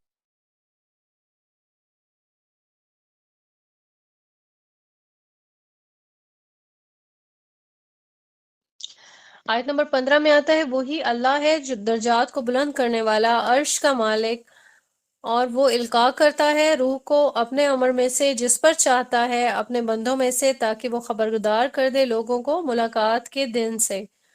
جس روز یہ سامنے نکل کر کھڑے ہوں گے، ان کی کوئی چیز بھی اللہ سے مخفی نہیں ہوگی۔ اس روز پوچھا جائے گا کس کے لیے ہے بادشاہی آج کے دن؟ جواب ملے گا اکیلے اللہ کے لیے جو کائنات پر چھایا ہوا ہے۔ اب یہاں پہ دیکھیں کہ پھر سے جو آخرت کا جو ایک پہلو ہے وہ یہاں پہ کلیئر کیا جا رہا ہے بار بار، جس میں توحید کا جو تذکرہ ہے کہ انسان جو ہے وہ دنیا میں کتنے ہی طاغوت ہیں، ان کو ان کی پیروی کرتا رہتا ہے، ان کی پوجا کرتا رہتا ہے، ٹھیک ہے، اور یہی سمجھتا ہے کہ شاید ہم اللہ تعالیٰ کو اب معبود سمجھتے ہیں، تو یہ اللہ تعالیٰ کا حصہ جو ہے وہ کلیئر کر دیا گیا، لیکن ساتھ ساتھ ہم جو شرک والا کام ہے وہ بھی ہم کرتے رہیں گے، ٹھیک ہے، تو جو وہی والی بات ہے کہ جو کلی اطاعت ہے اللہ کو وہی کلی اطاعت پسند ہے۔ پھر اس کے بعد جو روز محشر جو ایک سین ہے وہ یہاں پہ دوبارہ سے ریپیٹ کیا جا رہا ہے اللہ تعالیٰ کی طرف سے کہ وہاں پہ جو ہے اس عدالت میں پوچھا جائے گا، اور پھر آیت نمبر 17 میں آ رہا ہے اگین، آج ہر جان کو وہی بدلہ دیا جائے گا جو اس نے کمایا، آج کوئی ظلم نہیں ہوگا، یقیناً اللہ جلد حساب چکا دینے والا ہے۔ اور اے نبی صلی اللہ علیہ وآلہ وسلم انہیں خبردار کر دیجئے اس نزدیک آ جانے والے دن سے جبکہ دل حلق میں آپ پھنسیں گے اور وہ غم کو دبا رہے ہوں گے، ان ظالموں کا نہ کوئی دوست ہوگا اور نہ ہی ایسا سفارشی ہوگا جس کی بات مانی جائے، وہ جانتا ہے نگاہوں کی چوری کو بھی اور جو کچھ سینوں میں چھپا ہے اس کو بھی، اور اللہ فیصلہ کرے گا حق کے ساتھ، اور جن کو یہ لوگ اللہ کے سوا پکارتے ہیں وہ کسی چیز کا بھی فیصلہ نہیں کریں گے، یقیناً اللہ سب کچھ سننے والا اور سب کچھ دیکھنے والا ہے۔ کیا یہ زمین میں گھومے پھرے نہیں ہیں؟ دیکھتے کیسا انجام ہوا ان لوگوں کا جو ان سے پہلے تھے، وہ کہیں زیادہ بڑھ کر تھے ان سے قوت میں اور زمین میں آثار کے حوالے سے، تو اللہ نے ان کو پکڑا ان کے گناہوں کی پاداش میں، پھر کوئی نہ ہوا انہیں اللہ سے بچانے والا۔ یہ اس لیے ہوا کہ ان کے پاس آتے رہے ان کے رسول واضح نشانیوں کے ساتھ، لیکن انہوں نے کفر کیا، اللہ نے انہیں پکڑ لیا، یقیناً وہ بہت طاقتور، سزا دینے میں بہت سخت ہے۔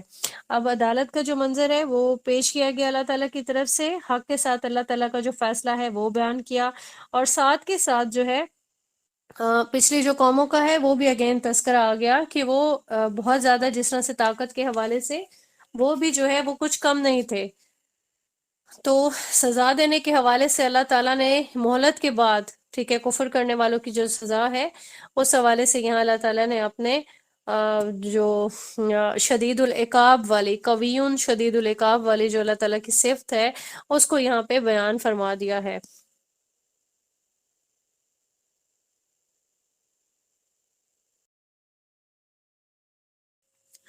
اگلے رکوع سٹارٹ ہوتا ہے آیت نمبر 23 سے لے کے 27 تک کی آیات اس میں شامل ہیں۔ یہاں پہ سبجیکٹ چینج ہو گیا، یہاں پہ جو ہم ایک مومن تھا آل فرعون میں، ٹھیک ہے، اس کا ذکر کیا جا رہا ہے کہ جب یہاں پہ حضرت موسیٰ علیہ السلام نے دعوت دی، اچھا یہ دعوت ان کے پاس بھی پہنچ گئی، لیکن یہ صرف تذکرہ ہے، نام نہیں بتایا گیا یہاں پہ، ٹھیک ہے۔ قرآن میں پورا ایک جو ہے ایک تقریر ان کی بیان کر دی گئی ہے، لیکن یہ نبی بھی نہیں تھے، یہ انسان، بس ان کو مومن بتایا جاتا ہے مفسرین کے اکارڈنگ، نہ یہ نبی تھے نہ یہ رسول تھے، لیکن اتنی کوئی بہترین ان کا عقیدہ تھا، کانسیپٹ ان کا بالکل کلیئر ہو گیا، دعوت پہ ایمان لے آئے، اور اللہ کو بھی یہ چیز بہت پسند آئی، اور یہی وجہ ہے کہ قرآن کریم کا یہ حصہ بن گئی ہے ان کی جو تقریر تھی یا ان کے جو بھی بات چیت تھی، ٹھیک ہے۔ تو یہ جو آیات ہیں یہ اسی حوالے سے ہیں کہ جب حضرت موسیٰ علیہ السلام نے اپنی دعوت دی تو کیا وہاں پہ سچویشن ہوئی۔ آیت نمبر 23 اور 24 اور 25 ان کی ہم ٹرانسلیشن دیکھ لیتے ہیں۔ اور ہم نے بھیجا موسیٰ علیہ السلام کو اپنی نشانیوں اور کھلی صنعت کے ساتھ فرعون، حامان اور قارون کی طرف، تو انہوں نے کہا یہ ایک جادوگر ہے انتہائی جھوٹا۔ تو جب وہ آیا ان کے پاس ہماری رہنمائی سے حق لے کر، تو انہوں نے کہا کہ جو لوگ ان کے ساتھ ایمان لائیں ان کے بیٹوں کو قتل کر دو اور ان کی بیٹیوں کو زندہ رکھو، لیکن کافروں کا داؤ بھٹک کر ہی رہ جاتا ہے۔ اب یہاں پہ ہم نے ان سے یہ جو آیات ہیں ان میں ہم نے دیکھا کہ پوری ایک سچویشن بتا دی۔ یہ جو فرعون ہے، یہاں پہ کہا جاتا ہے جیسے فرعون جو ہے وہ کوئی ایک کیریکٹر نہیں ہے، اب جو بھی فرعون ہوگا مصر کا، ٹھیک ہے، تو وہ فرعون ہی ہوگا، اس کا جو بیٹا ہوگا وہ بھی فرعون ہوگا، یعنی کہ فرعون ایک نام نہیں ہے بلکہ یہ ایک کیریکٹر ہے، جو بھی بادشاہ ہوگا وہ فرعون ہی ہوگا۔ جیسے کنعان کا جو بادشاہ تھا اس کو نمرود کہا جاتا تھا، ٹھیک ہے۔ حضرت ابراہیم علیہ السلام کا جب ہم نے پوری ان کی سیرت دیکھی تھی، اس حوالے سے جو بھی واقعات پڑھے تو وہاں ہم نے نمرود کا جو ہے تذکرہ وہ دیکھا تھا۔ تو یہاں پہ بھی ایسے ہوا کہ پہلے تو جب حضرت موسیٰ علیہ السلام نے دیکھا کہ انہوں نے جب دعوت دی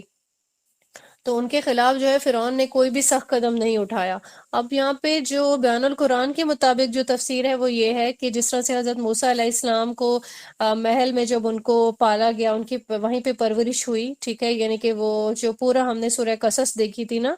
کہ جب ان کی والدہ نے ان کی اس ڈر سے کہ یہ قتل نہیں ہو جائیں، کیونکہ یہ جو پہلا حکم تھا یہ حضرت موسیٰ علیہ السلام کی پیدائش کے وقت جو ہے وہ جاری ہوا تھا فرعون کی طرف، کہ سارے جو لڑکے ہیں ان کو ذبح کر دیں لیکن لڑکیوں کو جو ہے وہ چھوڑ دیں، ٹھیک ہے۔ تو یہاں پہ حضرت موسیٰ علیہ السلام کی والدہ کو پورا ہمیں واقعہ ریوائز ہو جائے گا انشاءاللہ، کہ ان کی والدہ کو اللہ تعالیٰ کی طرف سے القاء کیا گیا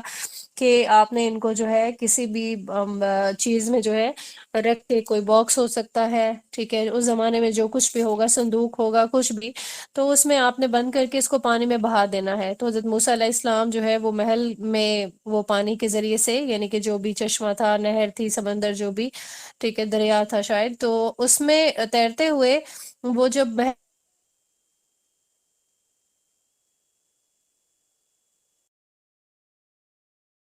اور اس وقت تک ان کی کوئی اولاد نہیں تھی. انہوں نے فرعون کو کنونس کیا کہ یہ بچہ جو ہے یہ ہم رکھ لیتے ہیں، ہم اس کو اپنا بیٹا بنا لیں گے. اب یہاں پہ کچھ جو ہے اس کو گمان کہہ سکتے ہیں، ٹھیک ہے، قیاس کہہ سکتے ہیں کہ اس وقت تک تو یہ لوگ بے اولاد تھے، لیکن بعد میں کہا جاتا ہے، لیکن یہ روایات ہیں، اس کا تذکرہ قرآن کریم میں کہیں ملتا نہیں ہے، ٹھیک ہے، روایات ہیں. بہرحال ہم اس کو اسی کے اکارڈنگ ہی ہم پڑھیں گے. باقی جو اصل علم ہے وہ اللہ کے پاس ہے، واللہ عالم کیا معاملہ تھا. تو بعد میں ان کا ایک بیٹا پیدا ہو گیا، ٹھیک ہے. تو جب حضرت موسیٰ علیہ السلام، کیونکہ وہ جب جوان ہوئے اور پھر یہ دونوں جو ایک بھائیوں کی حیثیت سے یہ دونوں آپس میں پلتے رہے، ٹھیک ہے، اکٹھے، اور پھر ایک ساتھ جوان ہو گئے. یہ واقعہ صرف یہیں پہ ہی موجود ہے، مزید جو ہے اس کی ڈیٹیل نہیں ملتی ہے. لیکن جب حضرت موسیٰ علیہ السلام یہاں سے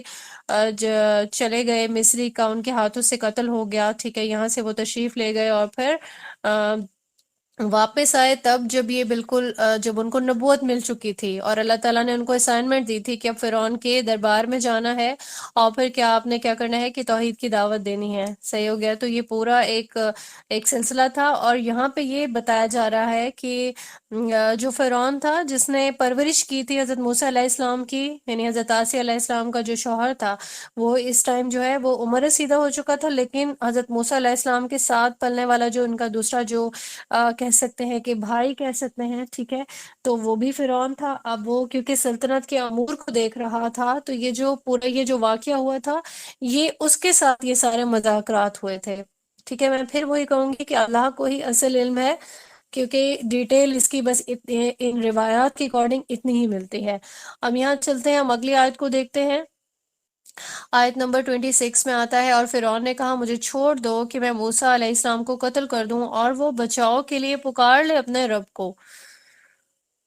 اور مجھے اندیشہ ہے کہ وہ تمہارا دین بدل دے گا یا زمین میں فساد برپا کر دے گا. اور موسیٰ علیہ السلام نے کہا کہ میں پناہ پکڑتا ہوں اپنے اور تمہارے رب کی ہر اس متکبر شخص کے مقابلے میں جو یوم حساب پر ایمان نہیں رکھتا. اب یہاں پہ ایسا ہوا کہ جس طرح سے حضرت موسیٰ علیہ السلام نے جب اپنی دعوت دی تو ایسا ہوا کہ بہت سارے لوگ اس دعوت پر ایمان لے آئے. ٹھیک ہے، تو فرعون کو اس چیز سے تھوڑا سا خطرہ محسوس ہوا کہ یہ جو میری سلطنت ہے کہیں یہ اس پہ قابض نہیں ہو جائے، کیونکہ یہاں پہ ہم نے دیکھا کہ شروع سے ہی جو دنیا ہے اس کی جو بھی مراعات ہے یا جو بھی آپ کی جو اقتدار ہے، یہ سب کچھ انسان کو بڑا عزیز ہوتا ہے. تو یہاں پہ بھی اس کو فرعون کو اپنی روایات کا، اپنی سیٹ کا، اپنے اقتدار کا جو ہے وہ خطرہ ہو گیا کہ ایسا نہیں ہو کہ اس پہ سبھی لوگ ایمان لے کے آنے لگیں توحید کی دعوت پہ، اور پھر کیا ہوگا، حضرت موسیٰ علیہ السلام کو کوئی رتبہ مل جائے گا. ٹھیک ہے، تو ان کو جو ہے یہ چیز جو ہے ان کو ایسا فیل ہوتا تھا کہ کہیں ایسا نہیں ہو کہ ہمارے جو معاشرے کے جو لوگ ہیں وہ ہمارے خلاف کھڑے ہو جائیں، ہمارے خلاف بغاوت کرنے لگیں. یعنی اقتدار کا جو ڈر تھا یہ وہی بتایا جا رہا ہے. تو یہاں پہ اللہ تعالیٰ سے حضرت موسیٰ علیہ السلام نے جو ہے وہ دعا کی. اب یہاں پہ جو اگلا رکوع شروع ہوتا ہے آیت نمبر 28 سے لے کے 37 تک کی آیات اس میں شامل ہیں. اور آل فرعون میں سے ایک مومن مرد نے جو ابھی تک اپنے ایمان کو چھپائے ہوئے تھا کہا، کیا تم قتل کرنا چاہتے ہو ایک شخص کو محض اس لیے کہ وہ کہتا ہے میرا رب اللہ ہے، حالانکہ وہ تمہارے رب کی طرف سے واضح نشانیاں لے کر آیا؟ اور اگر وہ جھوٹا ہے تو اس کے جھوٹ کا وبال اسی پر آئے گا، اور اگر وہ سچا ہوا تو تمہیں وہ بعض باتیں پہنچ کر رہیں گی جن کے بارے میں وہ تمہیں وعید سنا رہا ہے. یقیناً اللہ تعالیٰ راہ یاب نہیں کرتا اس کو جو حد سے بڑھنے والا بہت جھوٹا ہو. اب یہ جو جس انسان کا، جس مومن مرد کا ذکر ہو رہا ہے، پہلے تو وہ یہ کہ ایمان لے آیا، لیکن پھر اس ابھی اپنے ایمان کو دل میں چھپایا ہوا تھا. لیکن جیسے ہی ان کو یہ سارے حالات معلوم ہوئے کہ حضرت موسیٰ علیہ السلام کو قتل کرنے کا ارادہ کر لیا، تو انہوں نے سوچا کہ ٹھیک ہے، میں ابھی یہاں پہ جو ہے اپنی زبان کھول لیتا ہوں، ٹھیک ہے، اور پھر میں ان سے اس بات کو کنوے کرتا ہوں کہ جو کچھ یہ کر رہے ہیں یہ غلط ہے. اور یہاں پہ جو آیات ہیں وہ اس طرح سے ہے کہ جیسے بخاری کی حدیث ہمیں ملتی ہے 4815 میں کہ جب مشرکین مکہ رسول اللہ صلی اللہ علیہ وآلہ وسلم کو قتل کر دینا چاہتے تھے، حملہ کر دیا تھا، تو یہاں پہ حضرت ابو بکر صدیق نے ان کو بچایا. ٹھیک ہے، تو حدیث آپ کے ساتھ شیئر ہوگی، اس میں بھی یہی الفاظ جو ہے وہ حضرت ابو بکر صدیق کی طرف سے کنوے کیے جا رہے تھے کہ کیا تم ایک شخص کی جان اس لیے لینا چاہتے ہو کیونکہ وہ کہتا ہے کہ میرا رب اللہ ہے. ٹھیک ہے، تو جو یہاں پہ جو مومن مرد جس کا ذکر اللہ تعالیٰ نے مثال کے طور پر قرآن کریم میں درج کیا، تو ان کے جو الفاظ تھے وہ بھی اسی طریقے سے تھے کہ یا اگر کوئی انسان توحید کی دعوت دے رہا ہے تو کیا یہ ریزن ہے کہ تم ایک انسان کو قتل کر دو؟ اگر تو وہ جھوٹ بول رہا ہے تو ٹھیک ہے، اس کا وبال اسی کے سر پہ ہوگا، کیونکہ انسان کا جو کیریکٹر ہے وہ اس کا جو بھی عمل ہے وہ اسی کے ساتھ ہوتا ہے، ٹھیک ہے۔ تو یہ چیز یہ ان کی طرف سے کنوے کر دی گئی۔ اور پھر اگلی آیت ہے آیت نمبر 29، اس میں کیا فرمایا جا رہا ہے؟ اے میری قوم کے لوگو، آج تو تمہارے ہاتھ میں حکومت ہے اور تم ہر طرح سے زمین میں غالب ہو، لیکن اگر کہیں ہم پر اللہ کا عذاب آ گیا تو اس سے بچانے میں ہماری مدد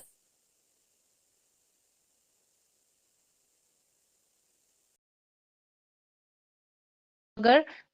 تمہاری مگر کامیابی کے راستے کی طرف۔ اور مرد مومن نے اپنی تقریر جاری رکھتے ہوئے کہا، اے میری قوم کے لوگو، مجھے اندیشہ ہے تم پر ایسے دن کا جس جیسے دن پہلی قوموں پر آئے، جیسے کہ معاملہ ہوا تھا قوم نوح، قوم عاد اور قوم سمود اور ان کے بعد کی قوموں کا، اور اللہ اپنے بندوں پر کسی ظلم کا ارادہ نہیں رکھتا۔ اور اے میری قوم کے لوگوں، مجھے اندیشہ ہے تم پر چیخ و پکار کے دن کا، جس دن تم پیٹھ موڑ کر بھاگو گے، لیکن اللہ کی پکڑ سے تمہیں بچانے والا کوئی نہیں ہوگا، اور جسے اللہ ہی گمراہ کر دے پھر اسے ہدایت دینے والا کوئی نہیں ہوتا۔ اور دیکھو، اس سے پہلے تمہارے پاس یوسف علیہ السلام آئے واضح نشانیاں لے کر، لیکن تم شکوک و شبہات میں ہی پڑے رہے ان تعلیمات کے بارے میں جو وہ تمہارے پاس لے کر آئے تھے، یہاں تک کہ وہ جب فوت ہو گئے تو تم نے کہا کہ اب ان کے بعد اللہ کسی اور کو رسول بنا کر نہیں بھیجے گا۔ اسی طرح اللہ گمراہ کرتا ہے ان لوگوں کو جو حد سے بڑھنے والے اور شکوک و شبہات میں مبتلا رہنے والے ہوں۔ اب یہاں پہ دیکھیں کہ مثال دی، پہلے پچھلی قوموں کی مثال دی، ٹھیک ہے، اس کے بعد جو ہے جو ان پہ عذاب آئے، ٹھیک ہے، تو یہ چیز بھی کنوے کی گئی اس انسان کی طرف سے۔ اور پھر اس کے بعد جو ہے حضرت یوسف علیہ السلام کا جو معاملہ ہے کہ جیسے اللہ تعالیٰ نے ان کو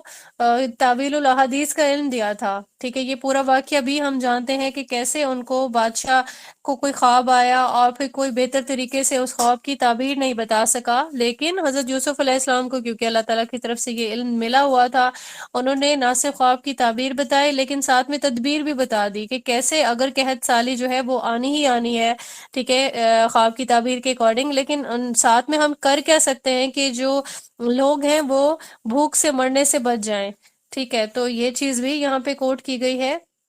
اللہ تعالیٰ کی طرف سے ان آیات میں۔ اور اگلی جو آیت ہے 35 آیت ہے، جو اللہ کی آیات کے بارے میں جھگڑتے ہیں بغیر کسی سند کے جو ان کے پاس آئی ہو، بڑی بیزاری کی بات ہے یہ اللہ کے نزدیک بھی اور اہل ایمان کے نزدیک بھی۔ اسی طرح اللہ مہر لگا دیا کرتا ہے اس شخص کے دل پر جو متکبر اور سرکش ہو، ٹھیک ہے۔ تو یہ پوری جو ایک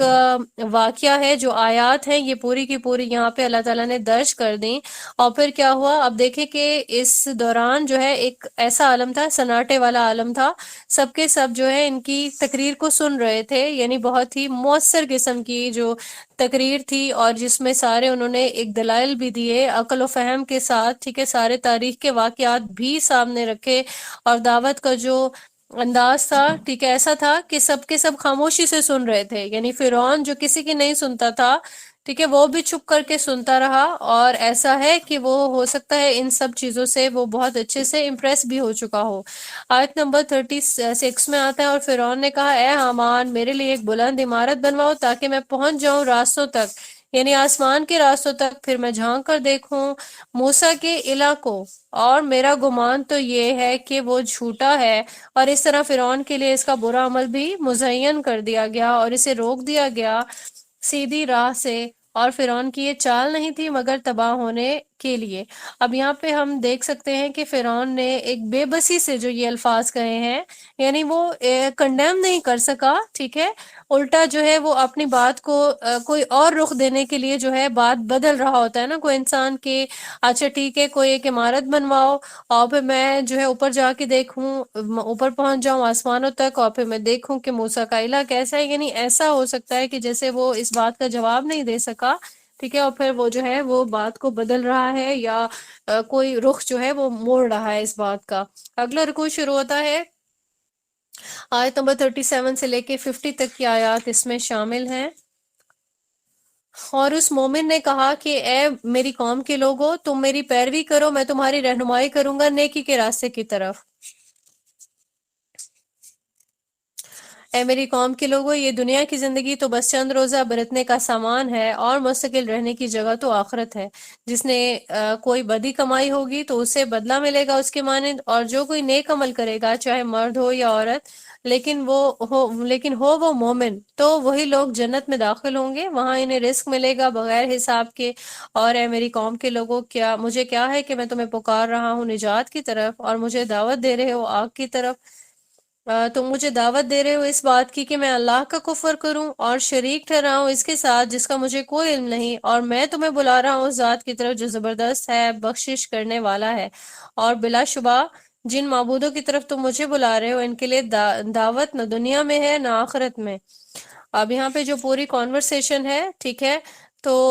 یہ جو فرعون کی بات کا جو جواب ہے وہ یہاں پہ دیا جا رہا ہے کہ میری بات مانو، میں تمہیں اچھے سے مطلب پوری جو رہنمائی ہے وہ کرتا ہوں، ساتھ میں ساری ٹرمز بتا دیں، اور نیک اعمال کی جو جزا ہے جنت کی صورت میں وہ بتا دی ہے، ٹھیک ہے۔ اور ساتھ میں جو ایک آگ کی جو بات ہو رہی ہے اس سے مراد یہی ہے کہ جیسے تم لوگ یہاں پہ پلاننگ کر رہے ہو کہ موسیٰ علیہ السلام کو مار دیتے ہیں، قتل کر دیتے ہیں، ٹھیک ہے، تو یہ غلط کام ہے، کیونکہ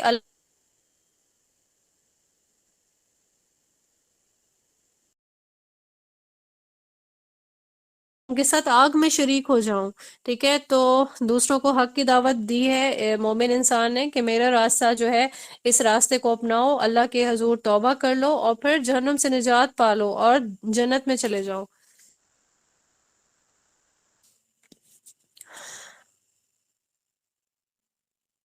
اور پھر جو معبود ہیں، ٹھیک ہے، خود ساختہ معبود ہیں، ان کے بارے میں بھی بتا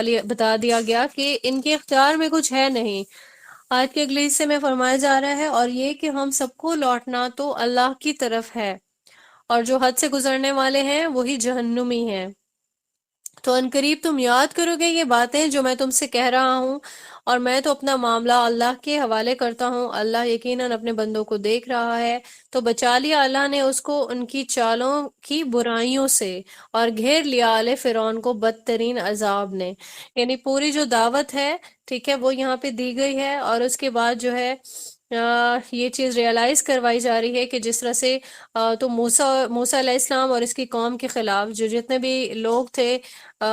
بنی اسرائیل کے، ان کے خلاف آل دا ٹائم یہ لوگ کوئی نہ کوئی پالیسیز بناتے رہتے تھے، ٹھیک ہے، کہ مشکل ان سے کام لیتے تھے، کبھی ذبح ہو رہے ہیں اور یہ ساری چیزیں۔ تو یہاں پہ اس چیز کو باور کرایا جا رہا ہے کہ یہ سارے کاموں کا جو انجام ہے وہ ایک دن تمہارے سامنے کھڑا ہوگا، اور تم اس ٹائم اپنی بربادی کو جو ہے دعوت دے رہے ہو۔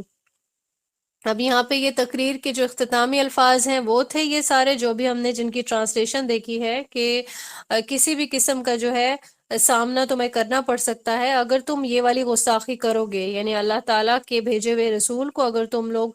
قتل کرنا چاہتے ہو تو اس کے بعد تم لوگ جو ہے برباد ہو جاؤ گے۔ تو یہاں پہ جو ہے سورہ یاسین کی ایک آیت ہے، اس کا ریفرنس ہم دیکھ لیتے ہیں۔ دو آیات ہیں، آیت نمبر 26 سے لے کے 27 تک کی آیات، ٹھیک ہے، ان کی ٹرانسلیشن دیکھ لیں کہ کس طرح سے یہاں پہ جو ہے ٹرانسلیشن پڑھ لیتی ہوں میں۔ اس نے کہا کاش میری قوم کو معلوم ہو جاتا میرے رب نے جس طرح میری مغفرت فرمائی ہے اور جس طرح مجھے باعزت لوگوں میں شامل کر لیا ہے،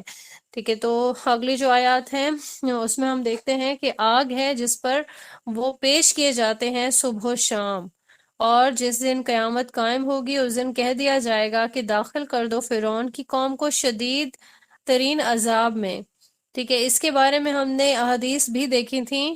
جو ہم نے پہلے لیکچرز دیکھے تھے کہ کس طریقے سے آگ میں داخل کیا جائے گا فرعون کو، فرعون اپنی پوری قوم کو لیڈ کرتا ہوا آگ کے گھاٹ اتارے گا۔ اور پھر آیت نمبر 47 میں آتا ہے، اور جب وہ آگ میں ایک دوسرے سے جھگڑیں گے تو کمزور لوگ بڑے بننے والوں سے کہیں گے ہم تو تمہاری پیروی کرتے تھے، تو کیا تم لوگ ہم سے آگ کے عذاب کا کوئی حصہ کم کروا سکتے ہو؟ وہ بڑے بننے والے کہیں گے کہ ہم سبھی اس کے انداز میں پڑے ہوئے ہیں، اللہ نے تو اپنے بندوں کے مابین فیصلہ کر دیا ہے۔ یہاں پہ دیکھیں کہ جتنے بھی بڑے بڑے لوگ ہیں انہی کا تذکرہ ہو رہا ہے۔ مثال یہاں پر دی جا سکتی ہے ابو جہل کی اور عتبہ بن ابی معیط کی، یہ سردار تھے، ٹھیک ہے۔ تو یہاں پہ یہ لوگ بھی بے بس ہوں گے اس مقام پر، کیوں؟ کیونکہ یہ لوگ مجرم تھے اور عذاب کے مستحق تھے یہ لوگ، تو ابھی عذاب کا مزہ چکھتے ہوئے یہ بیچارگی کا جو ہے وہ اظہار کریں گے۔ آیت نمبر 49 میں آتا ہے، اور کہیں گے وہ لوگ جو آگ میں ہوں گے جہنم کے داروغوں سے، آپ اپنے رب سے دعا کریں کہ وہ ہم سے بس ایک دن کے عذاب کی میں ہی تخفیف کر دے۔ وہ جواب میں کہیں گے کہ کیا تمہارے پاس رسول نہیں آتے تھے واضح نشانیوں اور واضح تعلیمات کے ساتھ؟ وہ کہیں گے ہاں آئے تھے۔ وہ کہیں گے تو اب تم خود پکارو، اور کافروں کی دعا نہیں ہے مگر بھٹک کر رہ جانے والی۔ اس کو ہم نے پہلے بھی مطلب اچھے سے دیکھا ہے کہ کیسے جو جہنم کے داروغہ ہیں وہ بھی ڈانٹ ڈپٹ کر رہے ہوں گے، ٹھیک ہے۔ تو ہم یہاں پہ آیات دیکھ لیتے ہیں، سورہ آل عمران میں آتا ہے آیت نمبر 97 میں، اور جس نے کفر کیا تو وہ جان لے اللہ بے نیاز ہے تمام جہان والوں سے۔ اب یہاں پہ جو کفر ہے اس کو یہاں پہ آئیڈینٹیفائی کر رہا ہے کہ کافروں کی دعا نہیں ہے مگر بھٹک کر رہ جانے والی۔ کافر کون ہوتا ہے؟ یعنی جتنے بھی انکار کرنے والے ہوتے ہیں۔ یہاں پہ یہ آیات میں ہی ہم دیکھ لیتے ہیں مزید، مشکات کی ایک جو حدیث ہے، حدیث ہے 580، اس میں بھی دیکھ لیتے ہیں کہ کفر کی کیا ڈیفینیشن ہے۔ یعنی کہ جان بوجھ کر جس نے نماز چھوڑ دی تو اس نے اعلانیہ کفر کیا۔ یعنی کسی کو پتا ہے نماز فرض ہے، ٹھیک ہے، اگر کوئی جان بوجھ کے چھوڑتا ہے، ایک تو یہ کہ سویا رہ گیا یا اسے چھوٹ گئی، وہ ایک الگ جو ہے وہ پیٹرن ہے۔ جو تارک نماز ہے اور اس نے اعلانیہ طور پر کفر کیا ہے، اس کے بارے میں یہاں پہ جو ہے وہ فرمایا جا رہا ہے کہ کفر جو ہے، جو بھی کوئی جان بوجھ کے کفر کرتا ہے یعنی انکار کرتا ہے، تو اس کا مطلب یہی ہے کہ وہ اپنے آپ کو سزا کا مستحق ٹھہرا دیا اس نے۔ سورہ مائدہ کی آیت ہے، آیت نمبر 44 میں، اس میں بھی کافر کی ڈیفینیشن اسی طریقے سے بیان ہوئی ہے کہ جو لوگ اللہ کی اتاری ہوئی شریعت کے مطابق فیصلے نہیں کرتے وہی تو کافر ہے، ٹھیک ہے۔ تو یہاں پہ ہمیں یہ کانسیپٹ بہت اچھے سے کلیئر ہو گیا، الحمدللہ۔ یہاں پہ ہم لیکچر کو جو ہے وہ کلوز کرتے ہیں، انشاءاللہ جو اگلی آیات ہیں اور